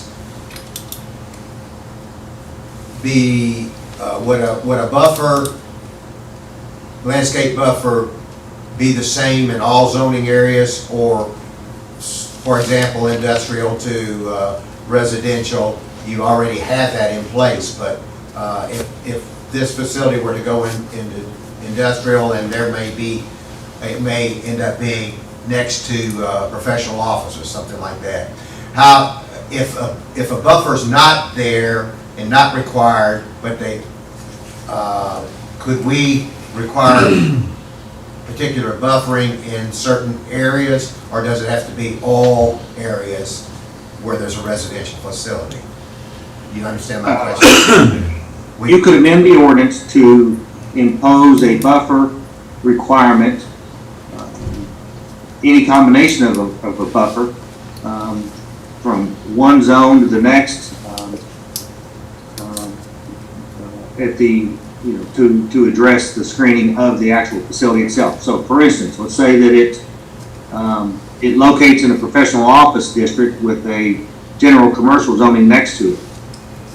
By ordinance, you can require that residential recovery facility to buffer, from that general commercial zoning classification. Or you could just make a blanket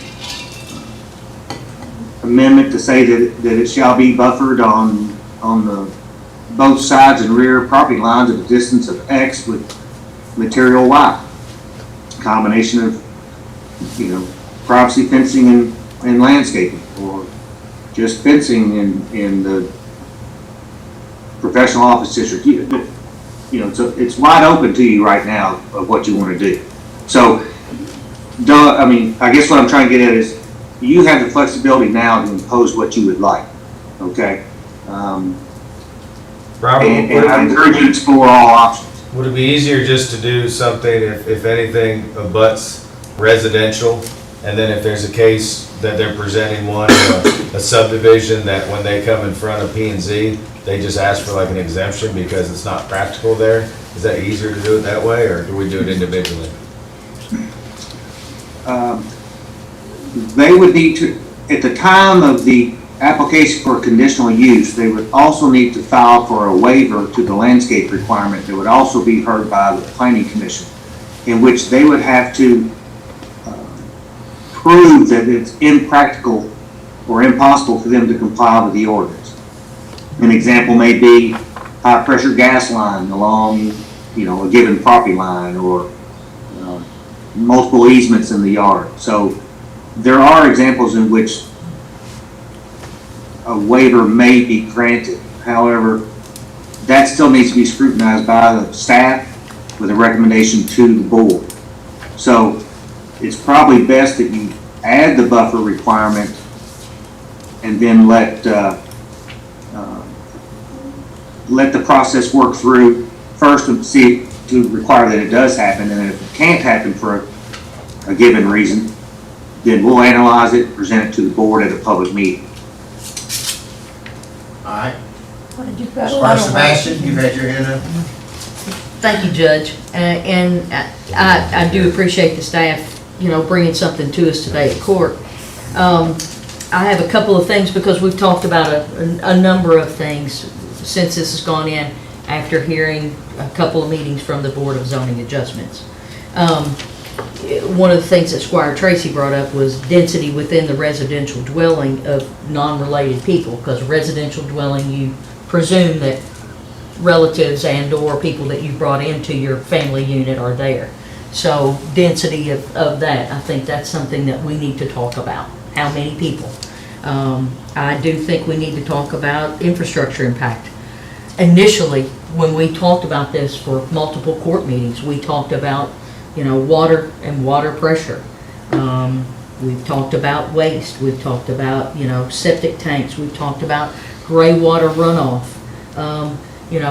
Here today we had the Farmdale Sanitation District meeting with us. They operate package plants. Are we going to put these in these small neighborhoods out, where there is a large density within what was developed as a residential dwelling?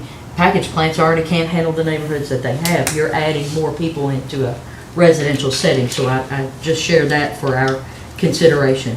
there's I guess a larger issue of putting a for-profit business within a residential setting and how that alters the character of the residential setting itself. That was altering the character of residential settings has come up before. Are there insurance impacts, property value impacts? What is is there such a thing as a staffing requirement for the number of inpatient people? I think we covered that at one point. I just don't recall the detail, that's all. Can and should, we establish a number of these to be in Franklin County? I guess if we're talking about this in the grand scheme of things. And I think there's an ordinance on the books. So if there is a payment for a stay, because that's what you would do, somebody would pay to be in this facility. Does that fall within the short-term rental ordinance in Franklin County, which has a maximum occupancy clause based on the number of bedrooms, times 2 plus 4? I'm trying to do research just to bring here in the general. So I ask, those are things I bring up. Well, what we're really getting bogged down here, because most of that's been talked about, a lot of that, Robert, where does the health department come in on the number of people and where it is and the sewers and the water and all of that? Don't they have to say yes you can and no you can't in those kind of situations? Yeah, I think the health department for safety, it answers a lot of those questions that you brought up, Squire. I just think it's a critical thing. We know out in the county, we're staffed by, we have service from 7 different water districts. We've had issues out in the county with water and water pressure. And lines run, in some areas they're larger, and then they get smaller and smaller and smaller. So we know that potentially there are already potential pressure issues out there by not understanding the density, just not understanding the density in a residential dwelling. How is that going to have downstream effects? Yes, you're right. We've talked about this. Squire Moore and I brought up several of these things when we first started talking about it. But I bring this, I just want to continue because as our counselor has said, as our planning director has said, now is the time to address these things. I'm not trying to bog this conversation down, but it's important that we cover this to make sure that folks in our community on every side of this issue understand that we are trying to be as thorough as we can when we talk about this, because it's important. It's important on all sides of the issue. Well, my statement is, and I'm going to ask Robert to give this question, I think that's covered. I think when you go through this process, the health department is a piece of, is there enough water? Is the water flow correct? Is the septic system correct? Are they looking at downstream effects is my question. Are they only looking at that property, what it will do at that property for a septic system? Is that the case for any type of development or anything? We haven't established a density. That's the first thing, I think Squire Tracy brought up the density. I'm sharing the density as well. And again, I'm not trying to be, I'm just trying to make sure because, how can we answer that other than what's already in place? Because we don't control anything in place. We don't have, what control do we have on whether we can set a limit and say that, the facility will house up to X number of people. Well, that's already set by the health department, isn't it? It isn't. I don't think so, Judge. Robert, doesn't the health department say that you can't put so many people in a facility based on what the septic system is and what the water flow is? Yes, sir, but that is on a case-by-case basis. So one location may only allow 3 residents, the other may allow 9. That's what I'm saying. Depends on the system. So what are you proposing, Squire? I'm throwing these issues out for us all to discuss. This isn't on Squire Sebastian's back to carry this for the entire Franklin County. This is on all 7 of us to talk about these issues here, because it's going to impact 52,000 people. I understand. I'm not saying that it doesn't. I'm just saying we've discussed this and we've talked about the processes that are in place in Franklin County, unless we change the whole paradigm of how all this works, there are processes in place, there are checks and balances that are there to look at these. Now, that's all I'm saying. Judge, she brings up a great point, because I think we have two things that have been in front of us a lot in the last 3 years. It's drainage downstream, which we know is a huge issue, and then lack of water pressure at certain areas. So I guess the question is, whoever oversees okaying let's just say the facility, is there anything we can ask them to do to make sure whoever's at the end of that line has adequate pressure still? Because they're going to be the ones that pay for it. Now, I'm not putting words in the mouth, Squire Sebastian, but I think. No, but it's true. Yeah, and same with, the water issue, and I know there's certain things in place, but I think we need to be careful, of what we're building. I mean, look at Slickaway Branch, it's a good example, it's something that we've talked about for the last 3.5 years, everything that gets built upstream and it's making things worse down, so. Yeah. Is there anything the fiscal court can do to help oversee or to maybe bump up those regulations to make sure that we're not causing future problems? Yeah. Well, I think they're regulated on the fire, if they have to have fire sprinklers, they can't do that on 4-inch lines. It has to be a 6-inch line. That's another piece of it. Sounds like that's about to happen. They built a tower or whatever, I mean, Yeah, there's ways no, around they're it, gonna- but they're cost prohibitive. Yeah, and 6-inch line's not gonna have an issue downstream, but if they're allowed to do it on a 2, 3, or 4-inch line, I don't think there's gonna be a problem unless there is a fire event and they're short on water and somebody gets burned up. So there's Chief Brewer right I was there. thinking the same thing. Chief Brewer? I'm glad you're here.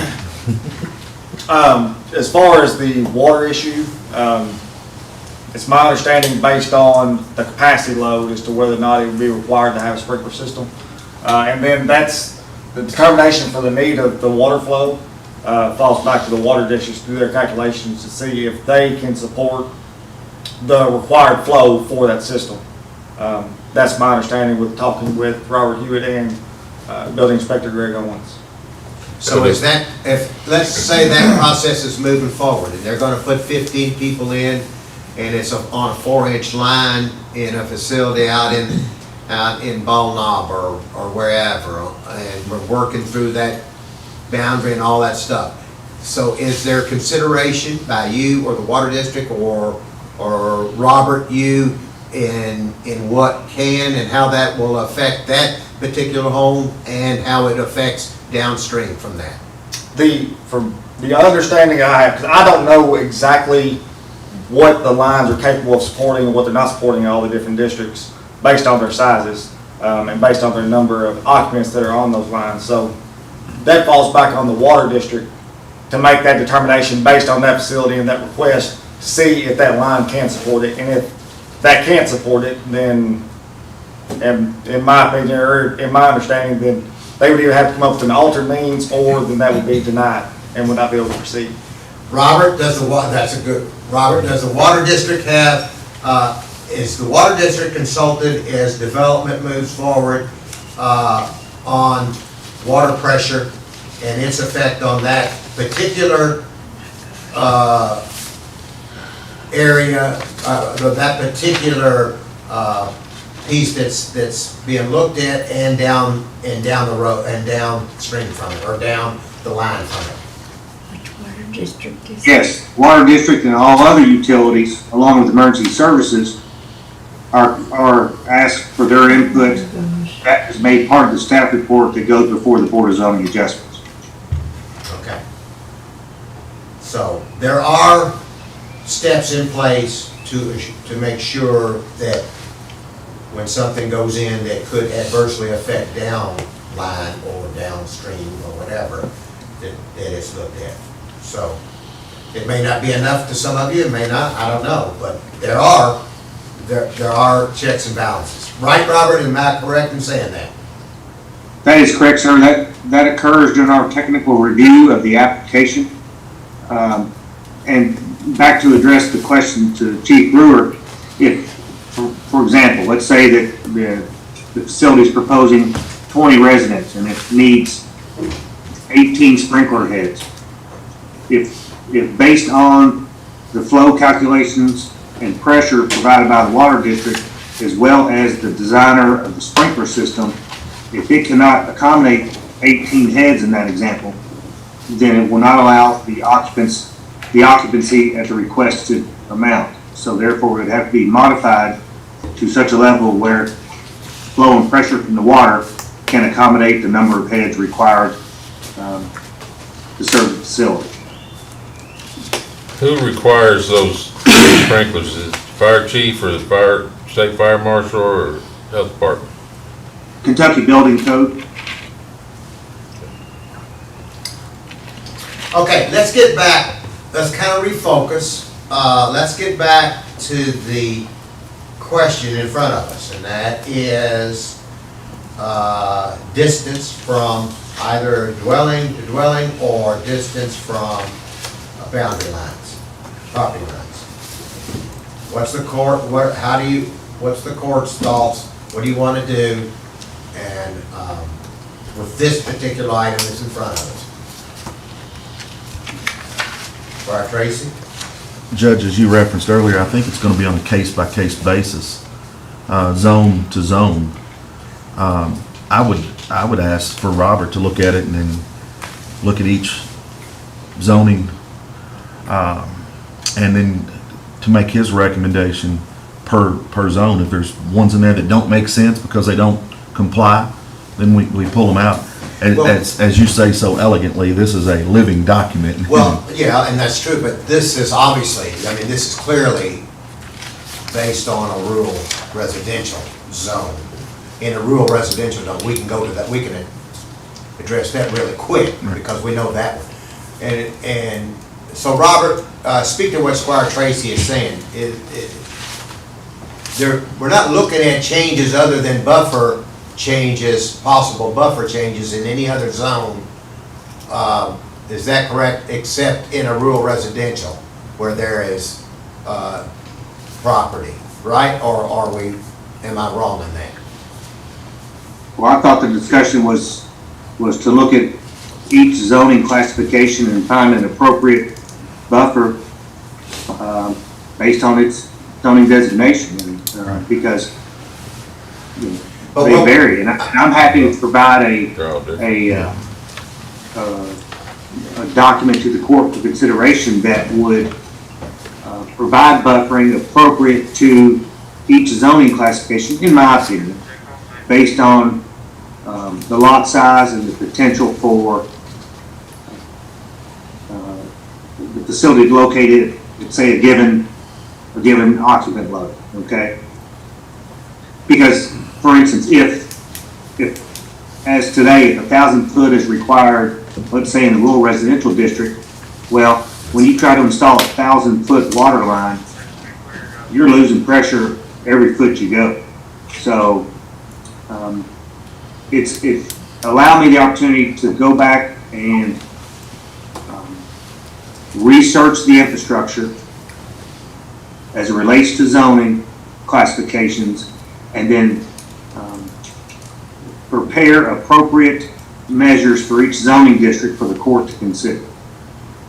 For buffering or for distance? Yeah. Both. Both. So now you're saying that we would look at distance in all zones? I'll prepare an analysis that can address both distance and buffering. Okay. Okay, that was kind of... Just to get some thought going with the court. Okay. Squire Sebastian? Thank you, Judge. So the other items I talked about, density within a residential dwelling. Do we talk about that, or are you saying that's already, Judge, you seem to say all the things I talked about were already handled by somebody else. I just want to make sure I understand that appropriately. I'll let Robert So I'm trying to ask that answer. question to Robert. We got Robert. So I have an idea to that, in that maximum client occupancy could be a tiered approach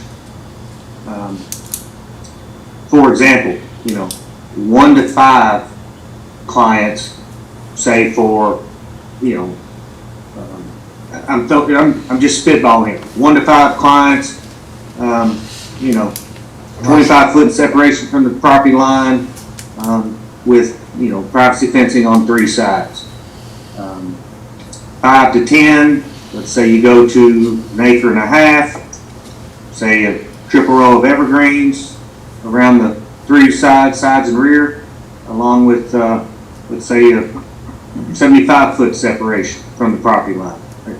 So it's a tiered approach. 15 to 20, you go to 5 acres with triple row evergreen, blah blah blah, or screening around the structure itself, or the adequate to block the view, but still allow exterior room for activities. So a tiered approach is something that I've considered that the board may, or excuse me, that the fiscal court may entertain. So the larger the tract, the higher the density. all right, thank you. And so with that, will we have a maximum occupancy number for a single family residential dwelling? For a recovery facility? Yes, sir. I think that would be wise, specific to residential zoning districts. When you get into the commercial and industrial zones,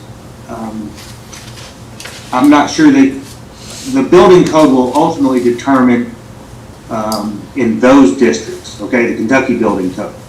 Because when I consider a facility such as this, and as I mentioned in my research prior to the adoption of the ordinance, some of these are medical based and some are non-medical based. And so if we have a facility that wants to locate in the commercial or industrial districts, that density, could be much higher. So I think we could consider capping the density in residential districts, but allowing the building code to determine the capacity in the non-residential districts. Thank you. Yes, sir, I'd look forward to seeing that. Okay. And again, with the infrastructure impact, so I'm going to go back through these items, and I just want to be very clear that I have raised this issue multiple times now, so I want to be just clear what I Where you understand. said a number of facilities in the county. I'm interested in that. Okay, y'all can, you hit that next if you want, I'll do it. sir.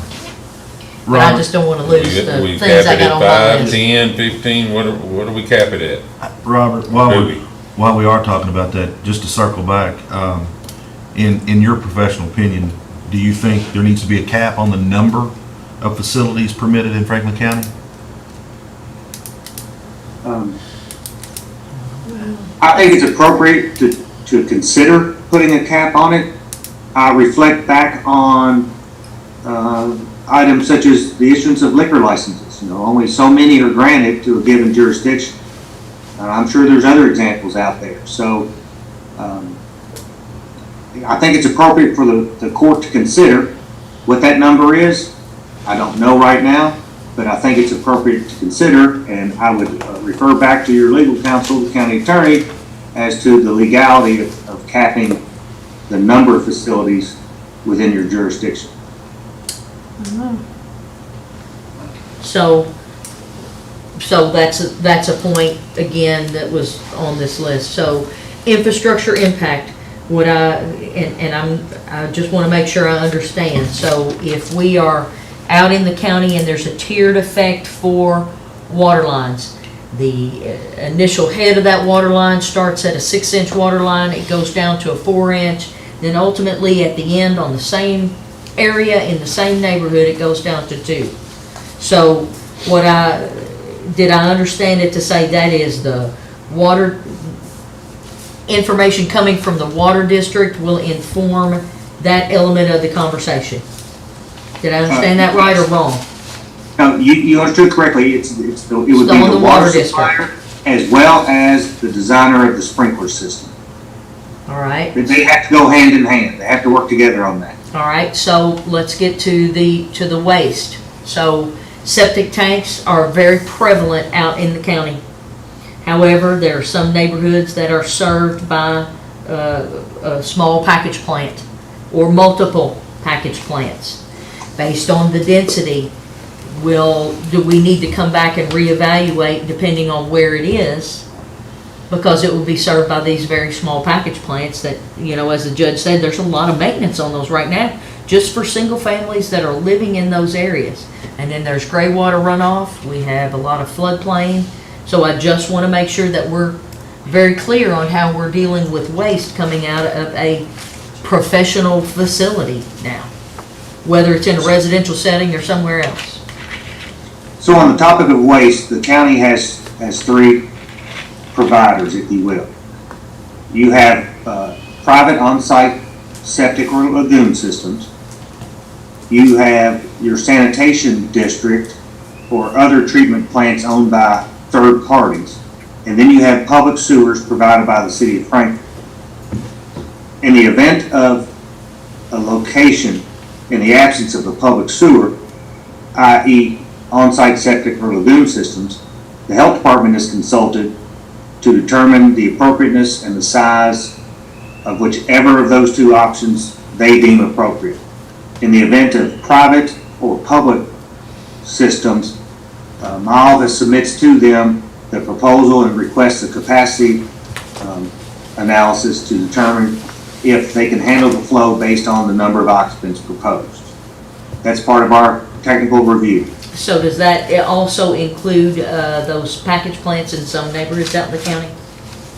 Yes, so whether it be the Farmdale Sanitation District or Kentucky American Water, Yep. we would reach out to them to make sure, to ensure that they have adequate capacity in their system, whether it be the collection system and or the treatment plant, to accommodate this additional use. Okay. And traffic impacts, when this goes out, do we have to get a study from the Kentucky Transportation Cabinet or anything like that? Because a number of our county roads, are in the county road system, not necessarily the state road system. They are narrow and windy. We've all got them in our district, and there's you can have a facility potentially anywhere in the county. So just again, how is that addressed so that we can be assured that safety for individuals coming into a facility like this, safety for existing residents, all of those things continues to be maintained? Because I think safety is on everybody's mind. So, road capacity is addressed through our technical review. We don't necessarily require a full traffic study because conditional uses, unless they reach a certain threshold, the traffic engineer would say it's not warranted. However, in Franklin County Code of Ordinances, section 155.105, subsection A, states street or road capacity and condition is adequate to serve anticipated additional traffic. So that's the first item that we address in our review. Okay. So with a larger issue of putting a for-profit business within a residential setting, and how that alters the character of the residential setting, is that addressed somewhere in our ordinances? Because this is not necessarily an in-home business. Yes, that's also covered in section 155.105 sub D. The proposed use will have no adverse effect upon the adjacent or surrounding property. So is that equally weighed? So if one of these comes before the Board of Zoning Adjustments and you have 75 residents who turn out and say this will impact the character of the neighborhood, or a member of the Board of Zoning Adjustments sit there and say, I can't see how this does not impact the character of the neighborhood, what happens at that point? Well, then what trumps what? Well, also 155.105 sub C of the conditional use criteria, it states the conditional use proposed is in accordance with the intent of the zoning district within which it will be located. So there are two occasions in which the proposed use is addressed specific to zoning as well as its surroundings. So can you say that about it is in conformance with the intent of the neighborhood? Can you stick, I just want to make sure I understand that part right, because that. So, the code reads, the conditional use proposed is in accordance with the intent of the zoning district within which it will be located.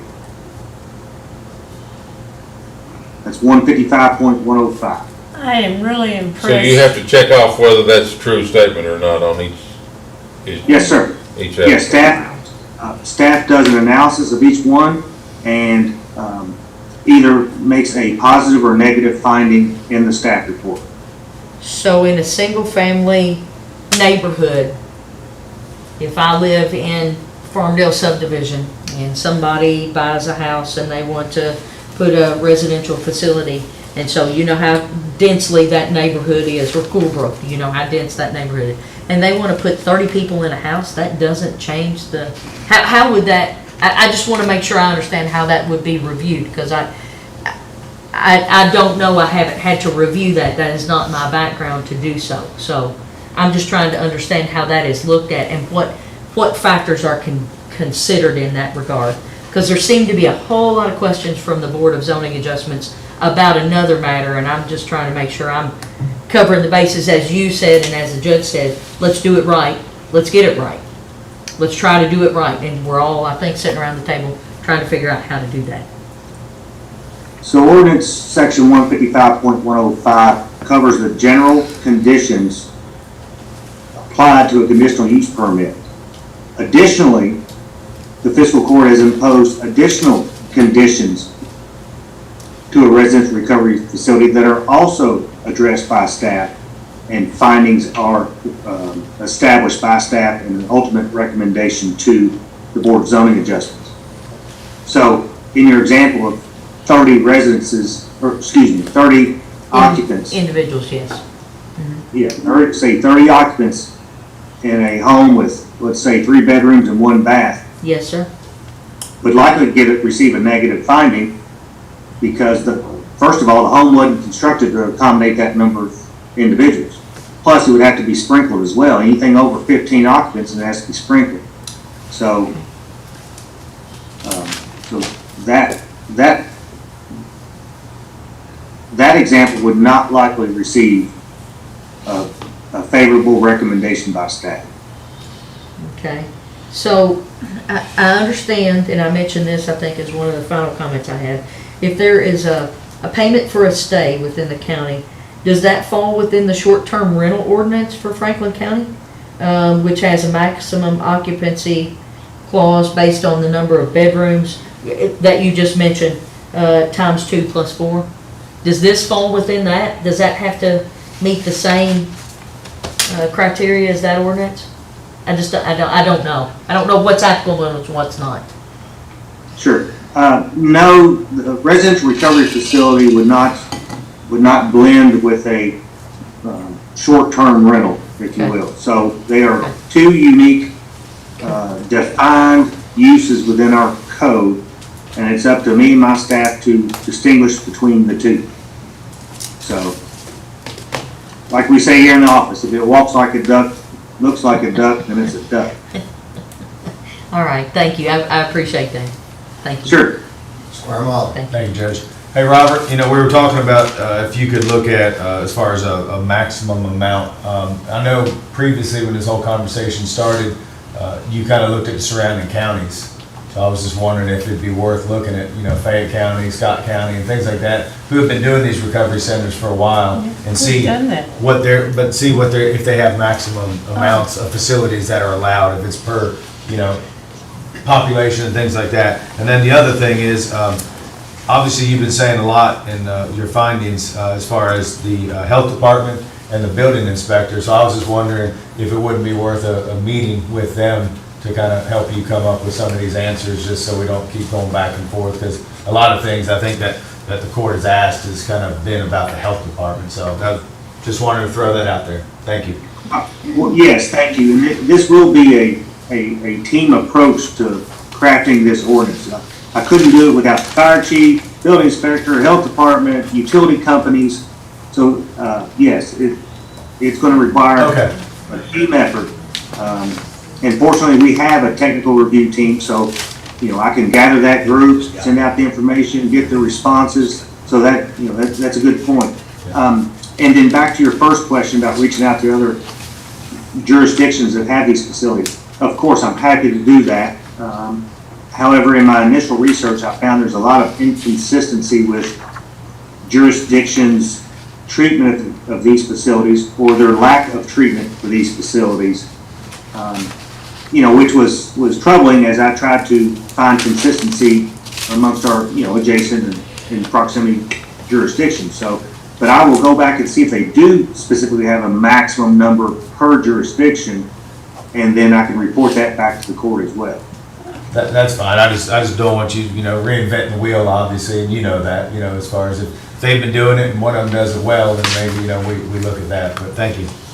Yes, sir. Well, my fear is the wheel's never been created on this type of use. And so, Exactly. Yeah.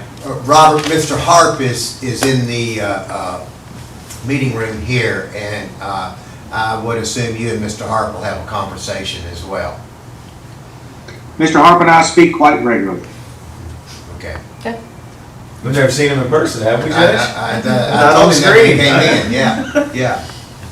Squire Booth? Well, because of Squire Sebastian's comments, I am really impressed with the work that the planning and zoning department of our county government does, and the knowledge that Robert Hewitt possesses about that process. I just want to commend him for that. Thank you, Squire Booth. That was nice of you to say that. That's true. So, Robert, let's review. In the next few minutes, let's review what's being asked of you. Okay? So obviously we're looking at what this item was in particular, and that is a buffer separation, whether it be from building to building, or I believe the court is looking at from boundary line out. Okay? Then the other aspects of it are a buffer in the different zones. You brought up a tier requirement or a tier form of residential numbers in the different zones as well. And then in working with the different utilities as well as health departments and overseers that water districts, that what can and can't be done with utilities, right? Does that kind of encapsulate what we've talked about for you? Yes, sir. Yes, sir. If I could just go down my list real fast. That would be helpful. Thank That we you. would allow, like if we put a cap on it at 10 facilities or something like that. Okay, and then last but not least, the number of facilities, whether that can or can be done, and if so, what would that be the recommendation for Franklin County? Okay, go ahead, Robert. So my list, number one would be reviewing buffering / landscaping, which is separate from separation. I'm talking about buffering, visual screening, if you will, okay? Buffer / landscaping. Next item is separation, which is linear distance from property lines. Number two is density, both in a tiered fashion as well as capability of facilities, capability of utilities and emergency services to serve a given density. And then lastly, the maximum number per jurisdiction within the unincorporated area. Does that match everyone else's notes? Yeah. Timber, and all this will come Wow. back in an ordinance form, is that correct? Or how? He should, well, once Robert looks into this, he will amend, I would think, use the same template for the resolution that he has now, and bring back.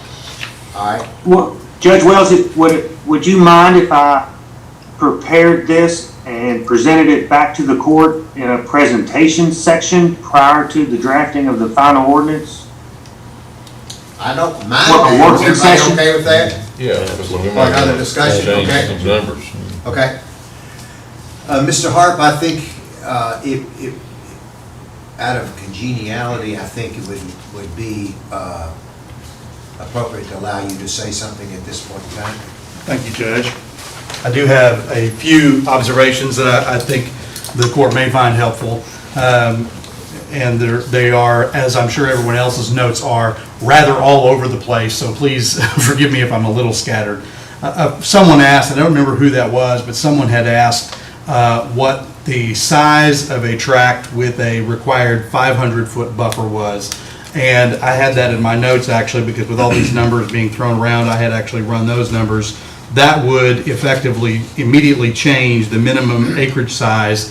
If you imagine a perfect lot, in other words, a perfect circle, if you're going to require a 500-foot buffer and that lot is a perfect circle around that location, that would change that lot to a minimum of 18 acres immediately, just like that. Now, as you know, and as I know, there are no perfect circle lots out there, so the actual practical impact is that there's going to be a much more significant minimum requirement. If you require a 500-foot buffer, that changes it from requiring a 5-acre or a 10-acre lot to requiring practically more like 20, 25, 30, who knows how many acres it may ultimately require to find that piece of property that meets those requirements. I would point out that, you know, this court has taken up these issues many times over the past year. We've talked about this at great length. I think that a lot of the concerns relative to infrastructure, density, as I said in a letter that I presented to the Fiscal Court a couple of meetings ago, or maybe a last meeting, I think it is a mistake for the Fiscal Court to attempt by ordinance to regulate or to micromanage things that are already managed appropriately by other bodies. In other words, the health department already has its job. It already has to come out and approve of the location, has to approve of the wastewater treatment on site. It already does that. As Mr. Hewitt has mentioned today, one of the initial things that they do in taking up this issue and in reviewing a proposed facility is to look at some of those, as Squire Sebastian put it, those downstream effects. We reach out to the water department. Is there going to be enough water adequacy? They give them an opportunity to look at that. They look at the traffic impact. One of the themes that I have said many times in front of this court is these facilities are not all created equal. There are many different ways to approach recovery and addiction recovery, and to treat them all as if they are all the same is a mistake. And this is why we made the presentation early on to make this a conditional use, because to refresh the court's memory and awareness as to that process, that means that an applicant must go in front of the Board of Zoning Adjustments. That once they file that application, planning staff goes through those conditions, they go through that checklist, as Mr. Hewitt pointed out, to see whether this proposed facility is going to be able to check off on those boxes. Staff then makes a recommended finding to the Board of Zoning Adjustments. That recommendation either recommends a finding of a positive finding or a negative finding based upon the information available to planning staff. That goes in front of the Board of Zoning Adjustments, and the Board of Zoning Adjustments then takes that up, hears that evidence, and then also hears evidence from others in the community. Now, that's a key word, evidence. The Board of Zoning Adjustments is a quasi-judicial body that actually takes evidence. Now, that's different than taking objections. The Board of Zoning Adjustments is required to make its decisions based upon actual evidence in front of it. And so, as Squire Sebastian pointed out, she was at the two Board of Zoning Adjustments meetings that have taken up this issue. I was at those meetings as well. And what the Board of Zoning Adjustments didn't hear, what they did hear was a lot of objections. What they did not hear was a lot of evidence. There's a big difference in someone bringing forth evidence of a problem, evidence of impact to the community, and in neighbors showing up and saying, not in my backyard. And that is what I would caution, what I would implore this court not to do, is not to do what this may sound harsh, and I apologize how direct this may sound, but it appears possible that the court is prepared to do one thing and say another. And what I mean by that is this, is that I believe it's true that every member of this court to a person has said, we need residential recovery facilities in this county. This is a problem. This is something we do not have. We need recovery. We need recovery facilities. But if you say we need recovery facilities and we provide an ordinance that says, yeah, we can have recovery facilities, but in that same ordinance make it impossible or practically impossible or price people out of the market by requiring them to buy not 5 acres or 10 acres, but 20 and 30. If that's what you do, then the ordinance may say we want residential recovery facilities, but the practical effect is that nobody's going to locate residential recovery facilities in this county. I believe it was Squire Blackburn that pointed out at the last meeting, I did go back and watch that meeting, pointed out that in these residential recovery or residential zones, rural residential, agricultural zones, you can locate a whole lot of livestock. I believe the example was used was pigs. Yeah, within 15 foot of that residential buffer. And as Squire Blackburn said, we're talking about humans, we're talking about people. The very first ordinance that Mr. Hewitt put up earlier today talking about a buffer requirement says that you can put an actual landfill, the garbage, the refuse, within 750 feet of a residence of someone's home. And yet some of the numbers that have been proposed to locate a recovery facility from a residential structure have been numbers more than that, like 1,000 or even 1,500 feet.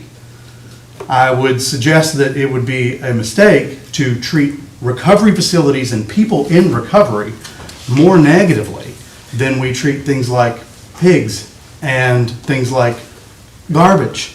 I think that's a mistake. Mr. Hart, let me clarify. We were unaware of those boundaries when this was discussed. We were also very clear that there was that comparison once we saw what those boundaries are. So, right. So give the court credit that the court is aware and treats humans in a fair way. We just were not aware, so you can't point a finger at them and saying that they don't care. No, I understand, and I did say I realize what I'm about to say may sound a bit candid or harsh, however put that. I don't mean to lecture the court. That's not what I'm trying to do. What I am trying to say is that the context matters and that analogy matters. And so I believe that it is a mistake to require residential recovery facilities to have more burdensome and more onerous requirements upon them than a lot of other entities or a lot of other operations in the county. So I understand. I hope I did not offend anyone. That's not my intent at all. But those are in fact the realities of what the code currently requires with regard to those things. Okay. You may get. Do you have any other points that you want? I did want to point out that with regard to the landscape buffer, there is a provision that is in the ordinance that was adopted that does provide for the Board of Zoning Adjustments to consider landscape buffer. It simply says that a landscape buffer is not presumed to be required, but it acknowledges that the Board of Zoning Adjustments can require a landscape buffer if they believe that it's appropriate. Once again, what I would submit is that the Board of Zoning Adjustments in the one test case, they could have done that. In fact, they did not, and it was, I think, just out of an absence of evidence that that was necessary or required. And so there is already a provision in the existing ordinance that this court adopted back in February that provides for, acknowledges that landscape buffers might be appropriate. It just doesn't answer, it again takes a one size does not necessarily fit all approach and acknowledges that's something that the Board of Zoning Adjustments should look at, though it doesn't actually require it in all cases.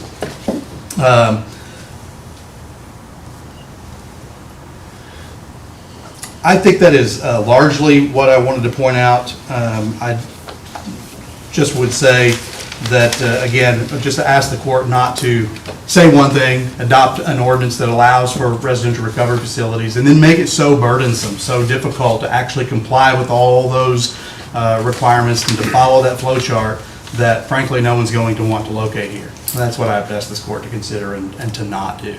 I really appreciate the opportunity to address the court this morning. Thank you, Mr. Harp.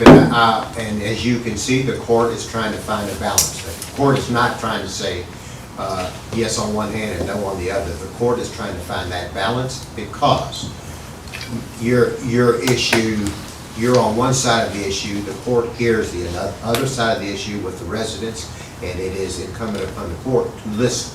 And as part of that listening, there is two sides. And so the court is trying to find that balance, and we're working the best we can to find that balance. So I appreciate your thoughts, and I ask you that to talk with Robert as we go through this process, okay? Certainly. Squire Tracy? Thanks, Judge. Robert, quick question. Mr. Hart mentioned things being regulated by other entities. Does it fall upon P&Z to make sure, oversee facilities and owners are operating legally? Is it if you all received a complaint, does that fall under under your umbrella? Yes, sir. Okay, thank you. All right, any other questions? Any other questions? Mr. Hart, thank you. Thank you. We do appreciate your work. Very much, thank you. All right, Robert, let's go to the next one. Oh, my goodness, and after what we've gone through this morning, I bet you're saying, holy thank you for the... Okay, I guess since we just lost two magistrates, so... Might lose another. Yeah, let's hang on, let's take a 5-minute recess. It's roughly 11:10, 11:15, so 5-minute recess. Thank you, Cable 10, 5-minute recess. Thank you.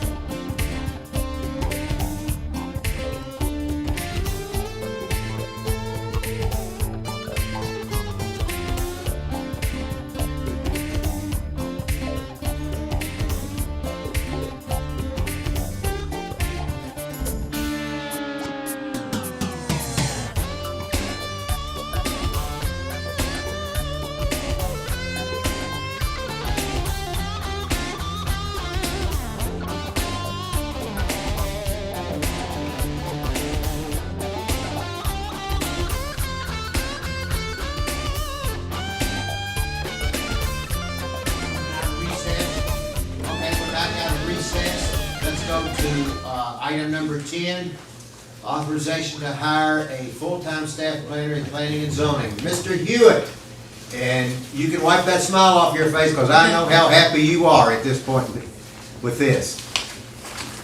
Yes, sir. Once again, I would really like to express my gratitude and a big thank you to the Fiscal Court for allowing this position to go full-time.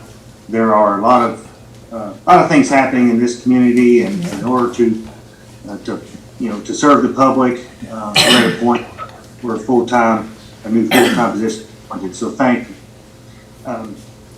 The court approved this position to full-time on July the 2nd of this year, 2022. The advertisement was placed in the State Journal newspaper, Indeed.com, the Franklin County website, and our Facebook page.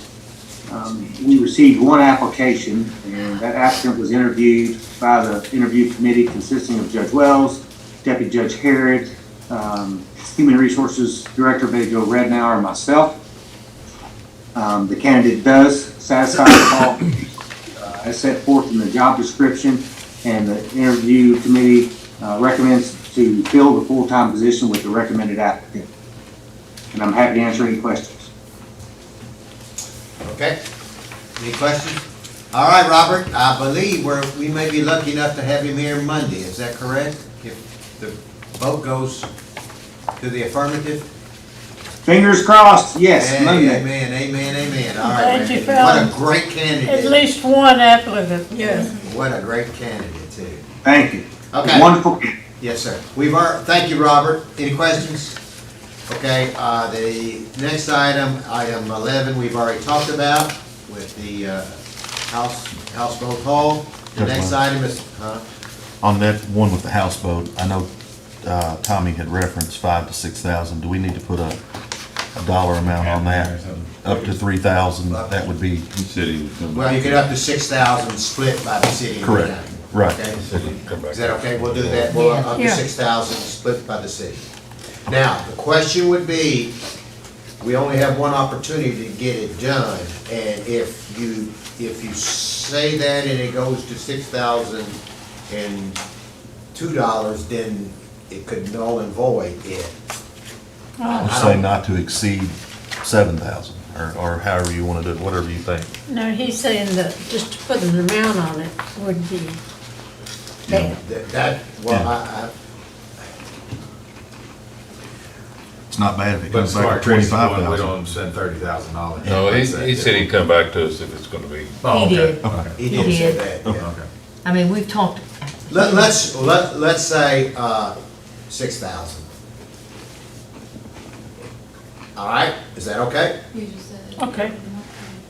No, he said if we went over 6,000, so let's just say the cost would be $6,000 split. Don't say up to, let's just say $6,000 split by 50-50 by the city and the county. Is that fair enough? And that if it's 6,001 or $2 or whatever, if it's more than that, Tommy said he'd come back to us. Is that fair enough? I'm just throwing it out. absolutely. Okay, Yeah. all right. Yes, sir. Okay. We're still gonna do it. Okay. All right, the next item is authorization to approve a resolution. John, you're on for 1, 2, 3, 4 probably items. Welcome, John Mitchell. Authorization to approve a resolution approving projects recommended by District 5 maintenance staff on rural secondary roads. John, this is important monies to us. Yeah, this one's just for the state projects. This is what the state has recommended. This is what they're For gonna county do. roads, yeah. They're for state roads. So that's their paving program for this upcoming year. Do you have that list in front of you, John, that you could read off Yeah. for the public? Yeah, it looks like they're gonna finish the rest of Camp Pleasant Road. They done half of it last year.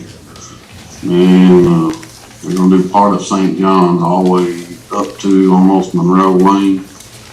And then, looks like Duncan Road, there's a little short stretch there, right past Industrial 3 intersection there, and up to the county line. It looks like what they've got laid out there. Yes. It's really bad. Yeah.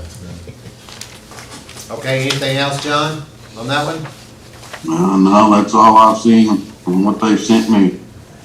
Okay, let's go to the next item. A resolution adopting, approving the execution of rural secondary program and municipal aid. Now, this is what they call flex money that we get from the state. We turn in some recommendations for some work on our roads. And I turned in Stony Creek Road and North Stony Creek Road and Bradburn Court. And they have approved my recommendations. And if we get this passed through, we can hopefully get them done this fall. And it's a reimbursable expense, so they pay us back. Okay. The next one. We put in the grant, I think Ricky put in the compost grant for a chipper. So I think we need a new wood chipper. That's a big business. So we're gonna advertise for bids for this one. The state contract's a little wishy-washy and more on what you can get and what you can't get. So we're gonna jump outside and see what it looks like out there. We do have grant funds paying for it. Thank you, Judge. Hey, John, thanks for being on today. How much was the grant for? I'm just curious what a new chipper cost.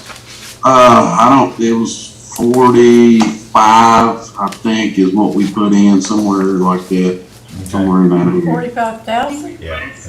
Asked the state for $46,548.06 to cover a quote that was initially given to us. Perfect. Thank you, Brittany.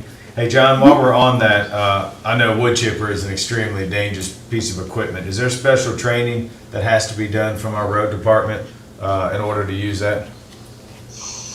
We didn't have no, it's factory training when we get one, and that's basically it. But we do, any new people that come in, we do go over all the safety items on that thing. So, and they're a lot better than they used to be, that's for sure.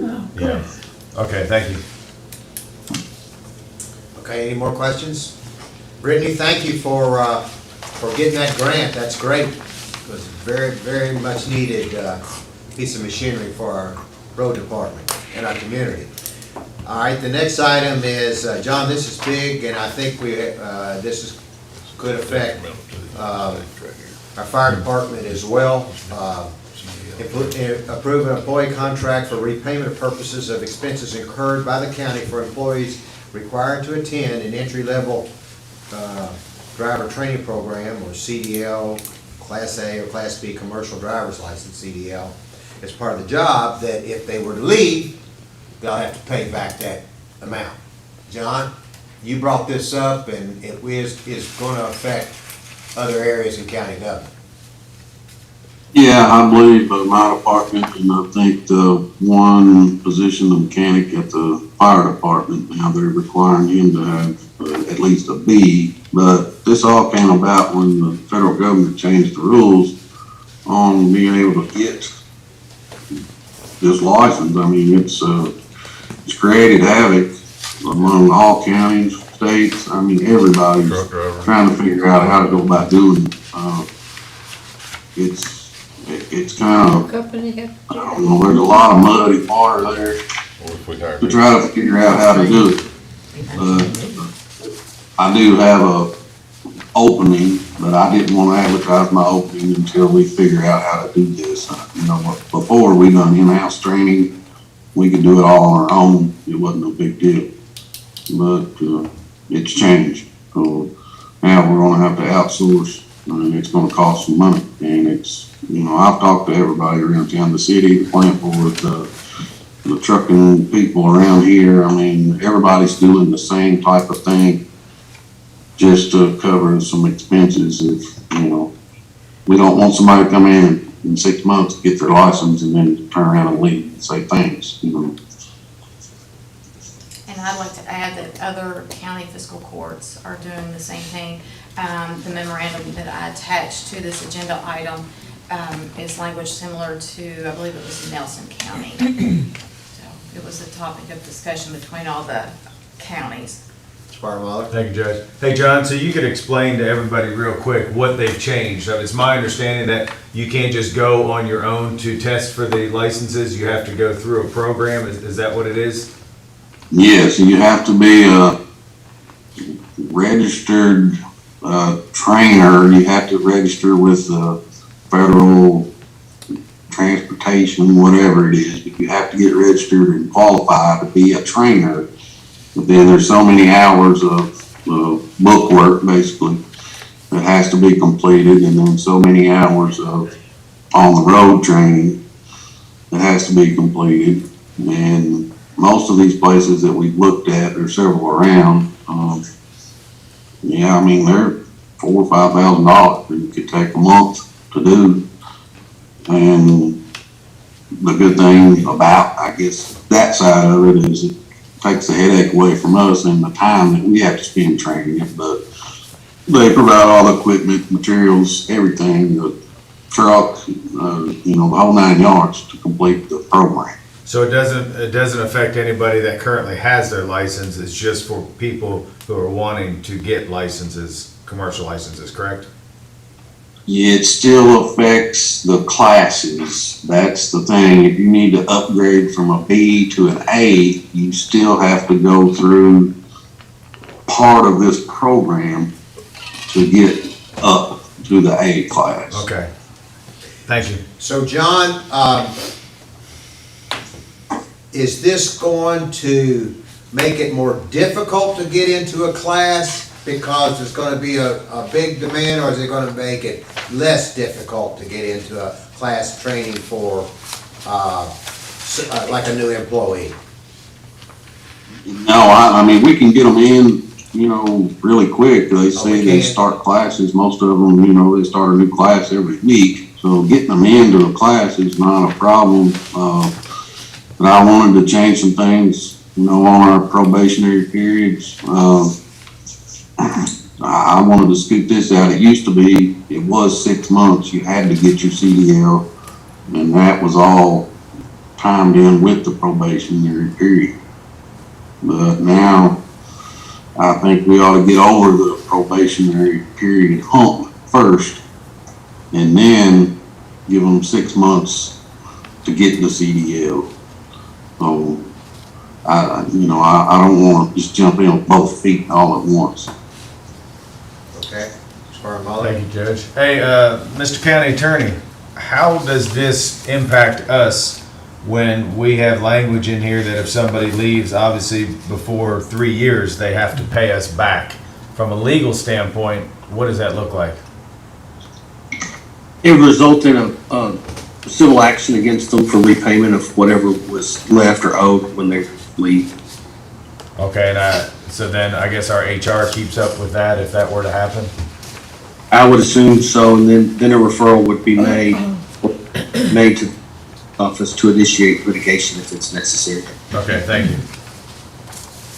But they've done a really tight job. Those in transportation and distances have been vetted very clearly with Mr. Mitchell and Ms. Harrod about those aspects if they mess up. Okay. Look at this though, if they're terminated for other causes, layoffs, et cetera, it's a little bit different. But I think they've done a really good job. And I spoke to that in error earlier, but that's the issue I was talking about. Thank you. Okay. Question? All right, John. Okay, go ahead, Tammy. Are you all okay with the language to add into the admin code for chapter 30, just be a new section? Okay. That's in this one? Yeah, it gives a period if they leave within 12 months, or they leave within 24, if they leave within 36. Okay. The repercussions, mentions the layoffs, as our counselor said. And they pay all the court costs. Okay, sounds fair. Yep. Okay. Rick's reviewed it, he's okay. Yeah. Okay. All right, the next item is authorization to approve entering into a lease with DFI for the professional office space on the 3rd floor. We talked about this at our last meeting. Any questions on that?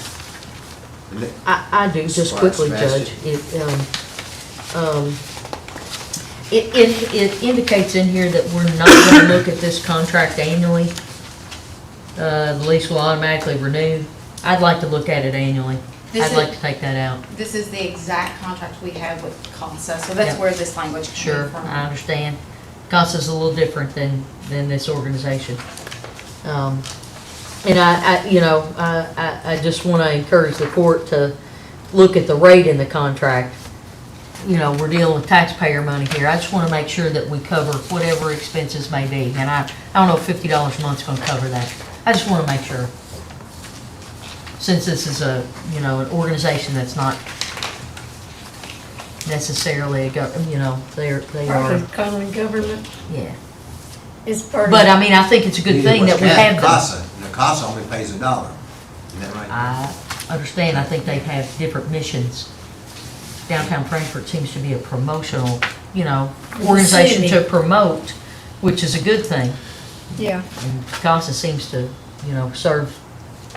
serve the clientele that they serve. It's a little different to me. you're- But I may be, Are there 4 votes to add review on an annual basis? I vote for that. There's 2. I think that'd be good. But I do know, and I will say, after our last court meeting, I met with Kayla, I won the downtown concert series, and like we assumed, this is kind of a stepping stone. This yeah, isn't where they want to absolutely. stay. This is not where they want to be. Right, so I do think know. they want to be somewhere else. Absolutely. Visible, because Yeah. they need to be Right, visible. so this time next year, they might not even be Yeah. there, so, but yeah, I just wanted to share that. But are there okay. 4 votes to add that? To To review. look at it annually? Yes. Yes, You I said would like that. Marty's 1, Yes. Sebastian's 2, 3, Squire Tracy, did you say Yeah, I'm you fine wanted? with that. All right, that's 4, okay. All right, so we'll add that in there, Tamara? Okay, it won't terminate annually to require to be renewed, it'll just be reviewed. Yeah. Correct. Yeah, I think it's fair. Got it? Got the verbiage? Okay, the next item is authorization to hire a part-time seasonal clerk and golf employee. The next item is treasurer's report. Susan, are you on, or is Kate doing this? I'm not sure. Susan doing this, Tamara? Yes, Susan is on. Susan, the treasurer's report. I'm here. Payment of I'm here. claims. Can you hear me? Yes, yes. I'm here. Wait, you skipped one. You skipped the parking. Mentioned. Susan, do you have your lead off by any chance? Because I think it's getting feedback. Sorry, it's me. Who My are brother. you? Do you have your lead off by any chance? Because I think it's getting feedback. Okay, is it Susan?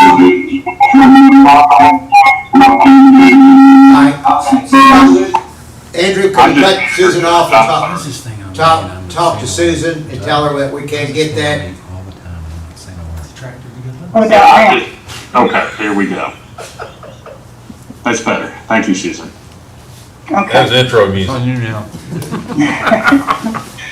I was just taking you all out to the twilight zone there. So,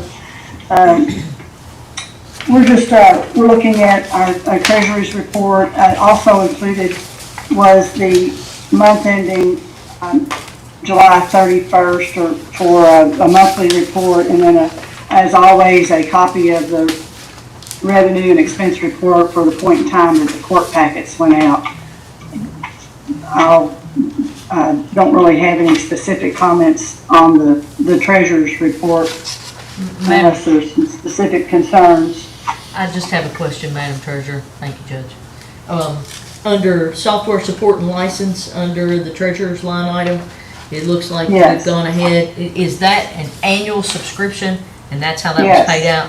Just double Yes. checking if it was annual or installment. Thank you. Yes. Thank you. Okay, Susan, thanks for being with us. On the similar lines, workman's comp insurance, is that just paid up for the year? We pay that in advance, just like other types of insurances are paid. It's based on an estimated payroll, and then at the end of the year, we're audited. I just completed the audit for fiscal year 2022 and submitted it with the actual payrolls, and we will receive a bill for any additional premium that's due based on the actuals versus the estimates. And I would anticipate that we will receive a bill for a difference for the prior year. Okay, thank you very much. You're welcome. Okay, any other questions on that? All right, payment of claims, any issues on the payment of claims? All right, thank you, Susan. The next item is other business. The first item on the other business is road trip discussion. I got a couple requests, and we got enough on there to go for 5 or 6 road trips. We need to kind of have everybody look at your points, and let's maybe condense it down a little bit, or we'll be all day on 2 or 3 days on a road trip. So Judge, I know I had North Scruggs on mine, but it sounds like John, I'm sorry, that's already, that road's being fixed. That's the reason I want. So if you'll get back with Tamara, Okay. So we're not gonna do it today? We're not gonna do it today, no. That was not on the agenda, because we didn't plan to do that, but we're in the near future, when we do it, we need to kind of make sure that we can get it all in. Can I get with you in regards to getting a letter written to the state, to Bobby Joe or whoever? 1, 2, 3. 3 of mine are state roads that honestly just have been neglected due to one reason or another. Roadside ditching along Elkhorn Creek, things, they just need attention. I've spoken to Mike Dees, and he said he'd get to it, and they made it out, and they started patching Camp Pleasant Road, and they took 11 ton and ran out and didn't finish the potholes, so. Aren't they supposed to pave it though? Yeah, they haven't been back out, but that's part of that roadside. Yeah, but I'm just saying that Here's there's what some I'd state like for roads you that to do, need if some you want, attention in the worst send an email ways. to me, and include Tambra. List what you want and what you want from it, and that way it'll be clear. If you could, give me the proper road numbers as opposed to the names. Not a problem. And that's what the state would prefer, and I'll take care of that. Thank you. Bobby Joe has been really good about it. Judge, I've got some pictures I need to send you, Tambra, to forward to Matt Bullock too, on the 1-lane bridge. Okay, Had a house trailer hung up on it for several hours the other day. okay, okay. And the same day, a semi had to back around and. Is that the one had we already sent a letter on that one? No. That's just No, he different. tore a tree up at my yard, and he finally got turned around, but I wasn't home, my sister-in-law was there. Where was that? At my house, right in the corner from my house. And then they got a house trailer there, and they had to bring in their track machine to move the trailer around, finally built a cribbing up to get the thing over top of the guardrails. Finally got it across after about 6 hours. Golly. Okay. And they were told not to go that way. Right. And their permit didn't have it going that way. I don't know if they got cited or not. Deputy was there. The but- semi or the trailer? The house trailer movers. They were told not to go that way, and they went anyway. And their permit, I know, didn't have them going that way, but they came from all the way from Owensboro. I don't know how they got there, but they did. All right. Send that. But to they us. paid the price. Okay. Any other business? So I think another business. I'm good. I'll take some pictures and send those to Tamara. and Okay. I'll get all that stuff. Okay. Thank you. Squire Sebastian. Thank you, Judge. I just want to give a quick report on the July cruise-in. $500 was raised, actually, to give to the Franklin County Fire Department's toy drive, and some toys were brought, so that's a good way to help launch that event, doing Christmas in July. The next cruise-in that members of county government and all who have, helped support that, Judge, and others, thank you so much. The next one is this Sunday, August 14th, from 1 to 4 at the Carter House, and all the proceeds are going to benefit the Eastern Kentucky Flood Relief, and any donated items like water, pet supplies, cleaning supplies, things like that, they'll be put on a trailer and taken up there as well. So just appreciate anybody who can come out and support this, because we've had some really good events this summer. We supported the toy drive, we're going to support flood relief, and then the first one, we supported veterans. So we've done really good things here, so I appreciate members of Franklin County government who stepped up to help to do this. It's a good thing. You have good things in your heart. Well, I want to add to that because there are 3 people and maybe the alternate that are going to participate in the Spellapalooza, and there will be a honey pot, they call them, for donations for our team, county government's team. It's called the Zombies, okay? All right. Team Zombie. And that's today. That's That's tonight. tonight, Yes. yeah. You just want. So, Who are the members? well, myself, I don't know how I got The three members from the fiscal court are There you go. Andrew, Brittany, and Marty. All right. And Paula said she'll be an alternate, but she doesn't Oh, need to do okay. it. And, She's an English teacher, she definitely needs to do it. Yeah, And, she's been on it before.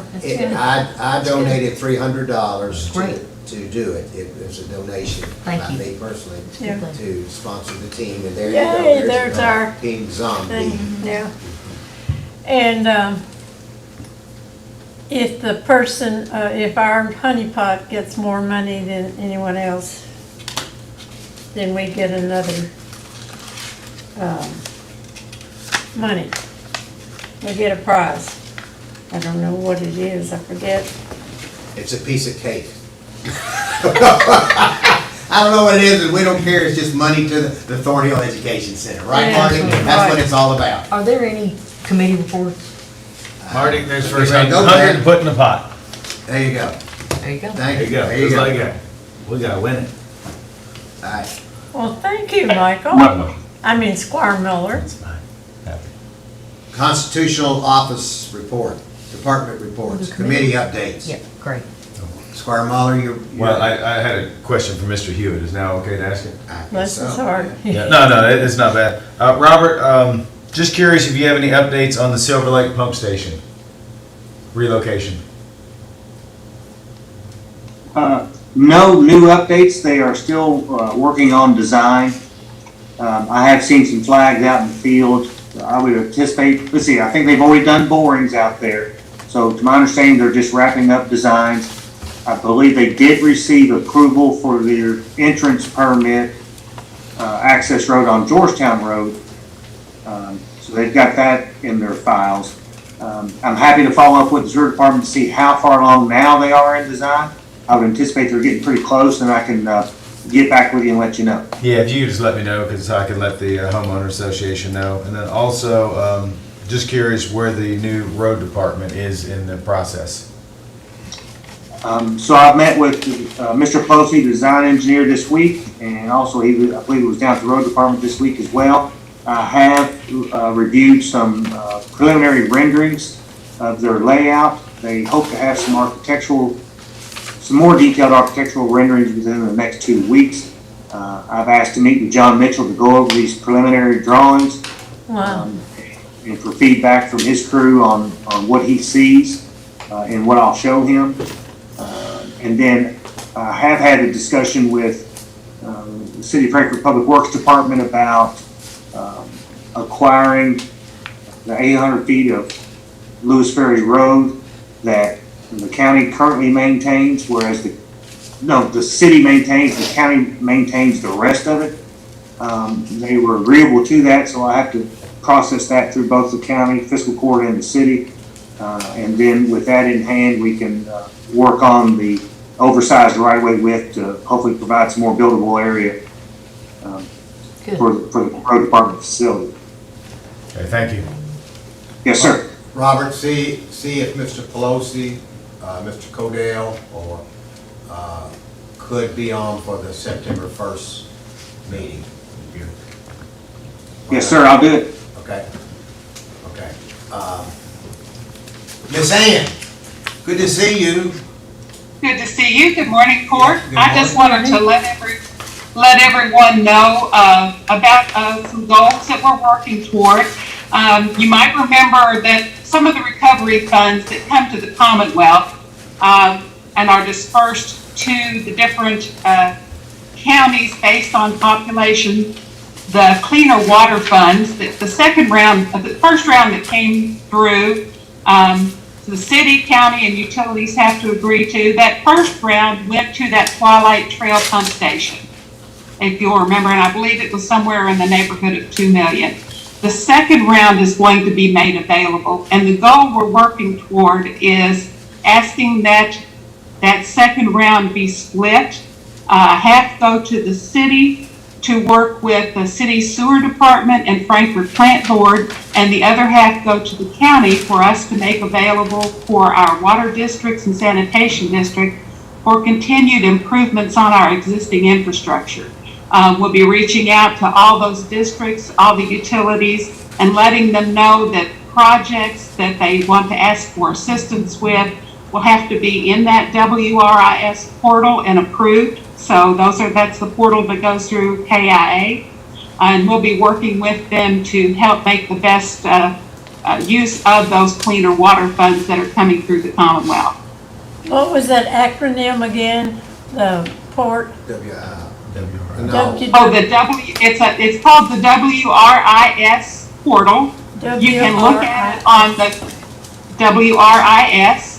You can look at it on the Kentucky Infrastructure website. There's a link so that you can search and see what counties are, what projects are out there for Frankfurt and Franklin counties, so you can get an idea of the types of projects. Some of those have to do with, for example, water loss improvement projects and line replacement. There's a lot of work out there still that, of course, that needs to be done, and we thought that would be the most equitable way to try and get that money spread out so that everybody can get some use from it. So I just wanted to let the court know that that's the goal we're working toward. The funds have not become available yet, but we're trying to plan ahead and have our utilities have the opportunity to get in and make sure that their projects are updated and approved so that they'll be ready. Right. Okay, another way to help. Thank a lot you. of this stick in your all's area. Okay, thank you, Miss Annie. Appreciate you being on top of all of that. Thank you. Okay, there's another item that I need to bring up. I know it, but I need to bring it up if we're going to be doing it. Is that okay? It's been requested by our attorney that we go into closed session after a voting meeting to discuss litigation, potential litigation on behalf of the public agency. This is new to me too, but so. Okay, we're just going to amend the agenda. We'll need a motion for that, and then we're going to go into closed session to discuss litigation. Litigation, okay. Thank you. Not in particular. I'm sorry, I wasn't sure what it was. Okay. Thank you, Court. Thank you, Judge. Anything else? All right. Since we've had a restroom break, if that's okay, we'll just move it from this piece to the voting session. So let's restart, everybody. Thank you for listening to the work session, and now we thank you for being here for the voting session. This is the Franklin County Fiscal Court video teleconferencing regular meeting for August 12th, 2022, and this is our voting session. Clerk, call the roll. Squire Sebastian. Here. Squire Blackburn. Present. Squire Muller. Present. Squire Tracy. Here. Squire Booth. Present. Squire Moore. Here. Judge Wells. Here. The next item on the agenda is authorization for approval of minutes from our regular meeting of July 22nd, 2022. So moved. Second. Call the roll. Squire Sebastian. Yes. Squire Blackburn. Yes. Squire Muller. Yes. Squire Tracy. Yes. Squire Booth. Yes. Squire Moore. Yes. Judge Wells. Yes. The next item on the agenda is authorization to receive report of the audit of our current share of settlement 2022 taxes for period May 16th, 2020 through April 15th, 2021. So moved. Second. All right, call the roll. Squire Sebastian. Yes. Squire Blackburn. Yes. Squire Muller. Yes. Squire Tracy. Yes. Squire Booth. Yes. Squire Moore. Yes. Judge Wells. Yes, the next item is authorization to receive the Farmdale Sanitation District's year 2022-2023 budget. I move that we approve that budget. No, it's to receive it, we don't approve anything. Okay, Receive it. thank you. Second. Squire Sebastian. Second. Okay, call the roll. Squire Sebastian? Yes. Squire Blackburn? Yes. Squire Muller? Yes. Squire Tracy? Yes. Squire Booth? Yes. Squire Moore? Yes. Judge Wells? Yes. The next item is the second reading and approval of an ordinance amending operation of county fiscal court, chapter 30 administrative code, personnel administration, section .055, methods of filing vacancies, or filling vacancies, section .099, compensation plan, section .100, classification of employees, and add a section for county-issued property to employees of the Franklin County Code of Ordinances. So moved. Second. It's a long one. All right, call the roll. Squire Sebastian? Yes. Squire Blackburn? Yes. Squire Muller? Yes. Squire Tracy? Yes. Squire Booth? Yes. Squire Moore? Yes. Judge Wells? Yes. The next item is the second reading, approval of an ordinance amending the table of special ordinances, section 1, zoning map changes of the Franklin County Code of Ordinances for a 49.96 acre property identified as PDA map number 082-00-00-016.04, located at 3730 Peaks Mill Road from rural residential district RR to agricultural district AG. So moved. Second. All right. Call the roll. Squire Sebastian? Wait a minute. Oh, yes, I'm sorry. Yes. Squire Blackburn? Yes. Squire Muller? Yes. Squire Tracy? Yes. Squire Booth? Yes. Squire Moore? Yes. Judge Wells? Yes. Items number 7, number 8, and number 9 have been removed, and so we will be dealing with those at a different time. August 22nd. We will be dealing with item number 7 and number 8 on August the 22nd at 5 o'clock. There's a special called meeting. Yes. Okay. The next item is item 10, and that's authorization to hire Daniel Walker as a full-time staff planner in the Planning and Zoning Department. So moved. Second. Call the roll. Squire Sebastian? Yes. Squire Blackburn? Yes. Squire Muller? Yes. Squire Tracy? Yes. Squire Booth? Yes. Squire Moore? Yes. Judge Wells? Yes. And welcome back, Daniel.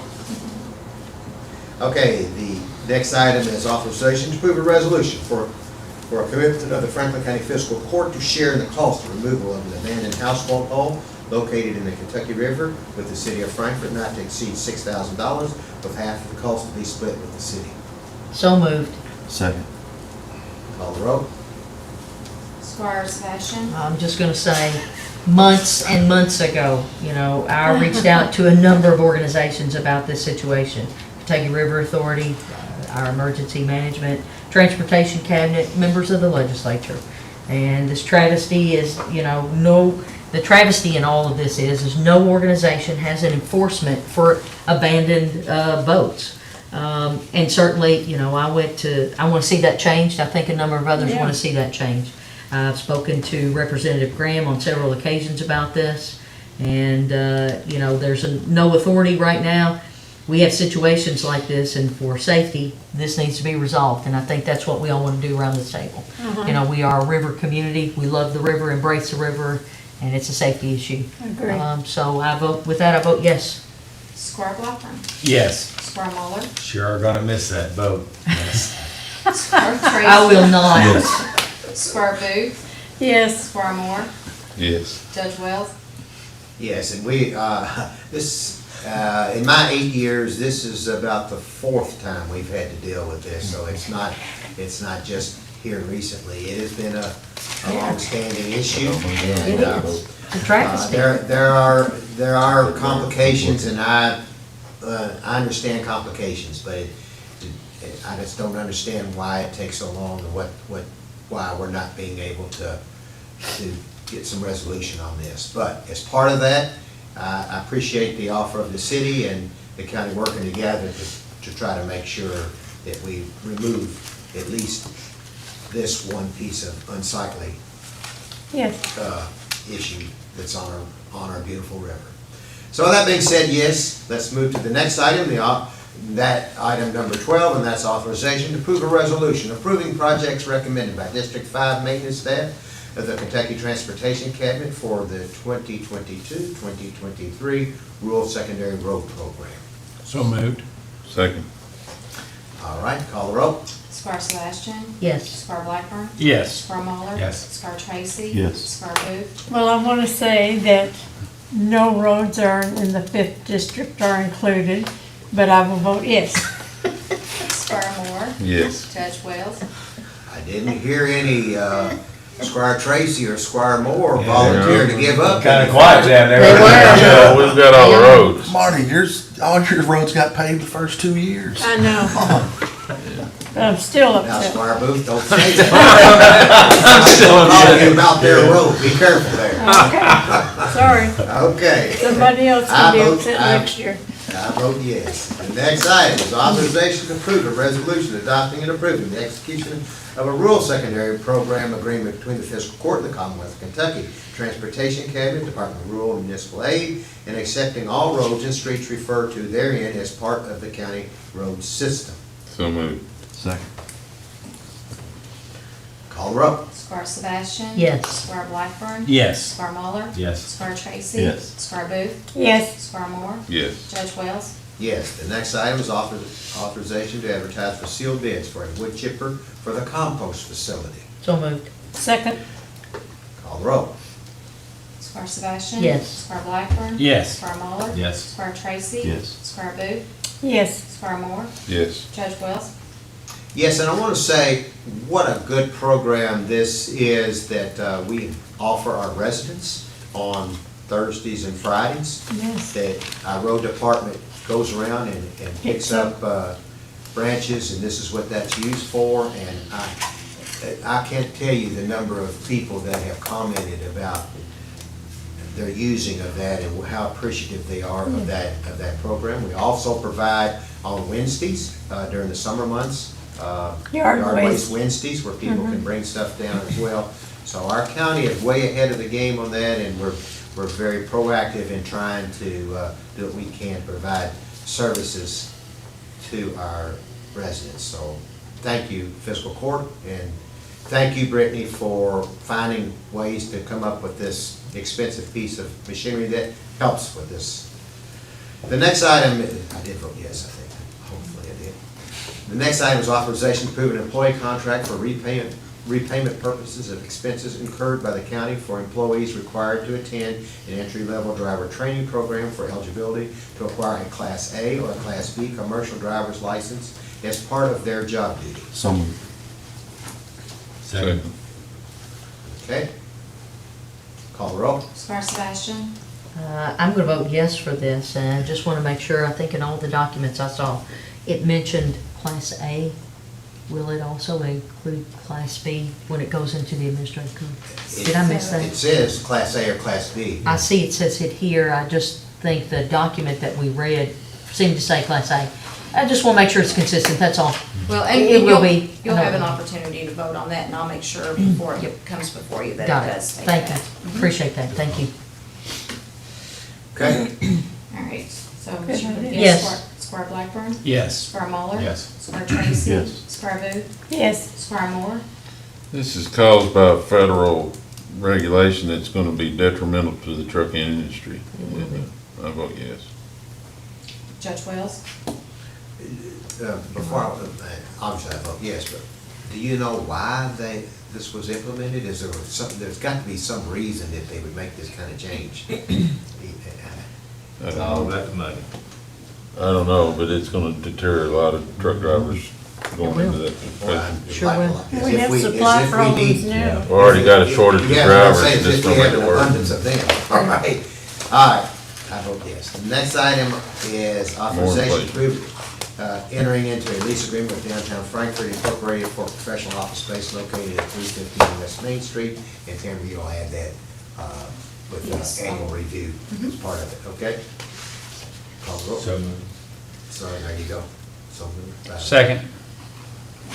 Squire Sebastian? Yes. Squire Blackburn?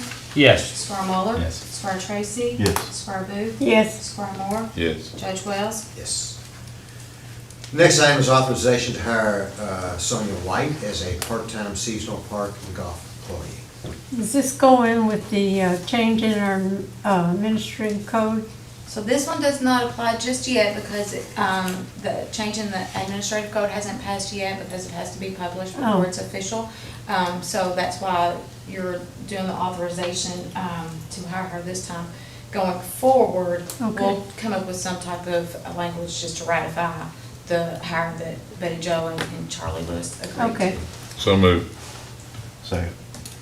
Call the roll. Squire Sebastian? Yes. Squire Blackburn? Yes. Squire Muller? Yes. Squire Tracy? Yes. Squire Booth? Yes. Squire Moore? Yes. Judge Wells? Yes, next item is authorization to receive the treasurer's report. So moved. Second. Call the roll. Squire Sebastian? Yes. Squire Blackburn? Yes. Squire Muller? Yes. Squire Tracy? Yes. Squire Booth? Yes. Squire Moore? Yes. Judge Wells? Yes. Next item is payment of claims. Is there any motion to deny any payment of any claims? No. All right, seeing none, let the record reflect claims are ordered to be paid. The next item is authorization to amend the agenda to add a closed session. So moved. Second. Call the roll. Squire Sebastian? Yes. Squire Blackburn? Yes. Squire Muller? Yes. Squire Tracy? Yes. Squire Booth? Yes. Squire Moore? Yes. Judge Wells? Yes, next item is authorization to go into closed session to update fiscal court on litigation per KRS 61.810 subsection 1, subsection C, discussions of proposed or pending litigation against or on behalf of the public agency. So moved. Second. Call the roll. Squire Sebastian? Yes. Squire Blackburn? Yes. Squire Muller? Yes. Squire Tracy?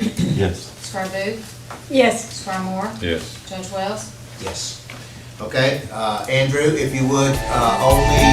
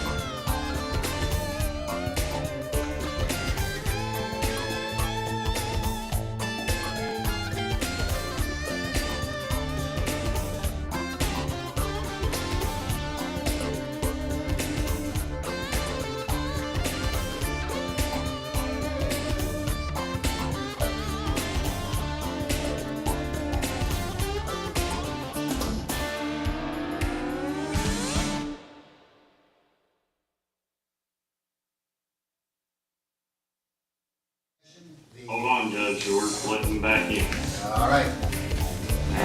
I think as long as Ted 10's ready, we're good. Okay, all right. We're back into open session, and the last item on the agenda is authorization to adjourn. I'll make a motion. I'll second. Okay, call the roll.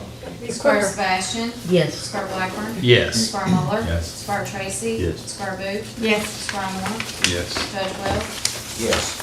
Thank you, everybody. God bless. Stay safe, and keep Eastern Kentucky people in your thoughts and prayers. Yes. Thanks, everybody. Thanks, Judge. Thank you.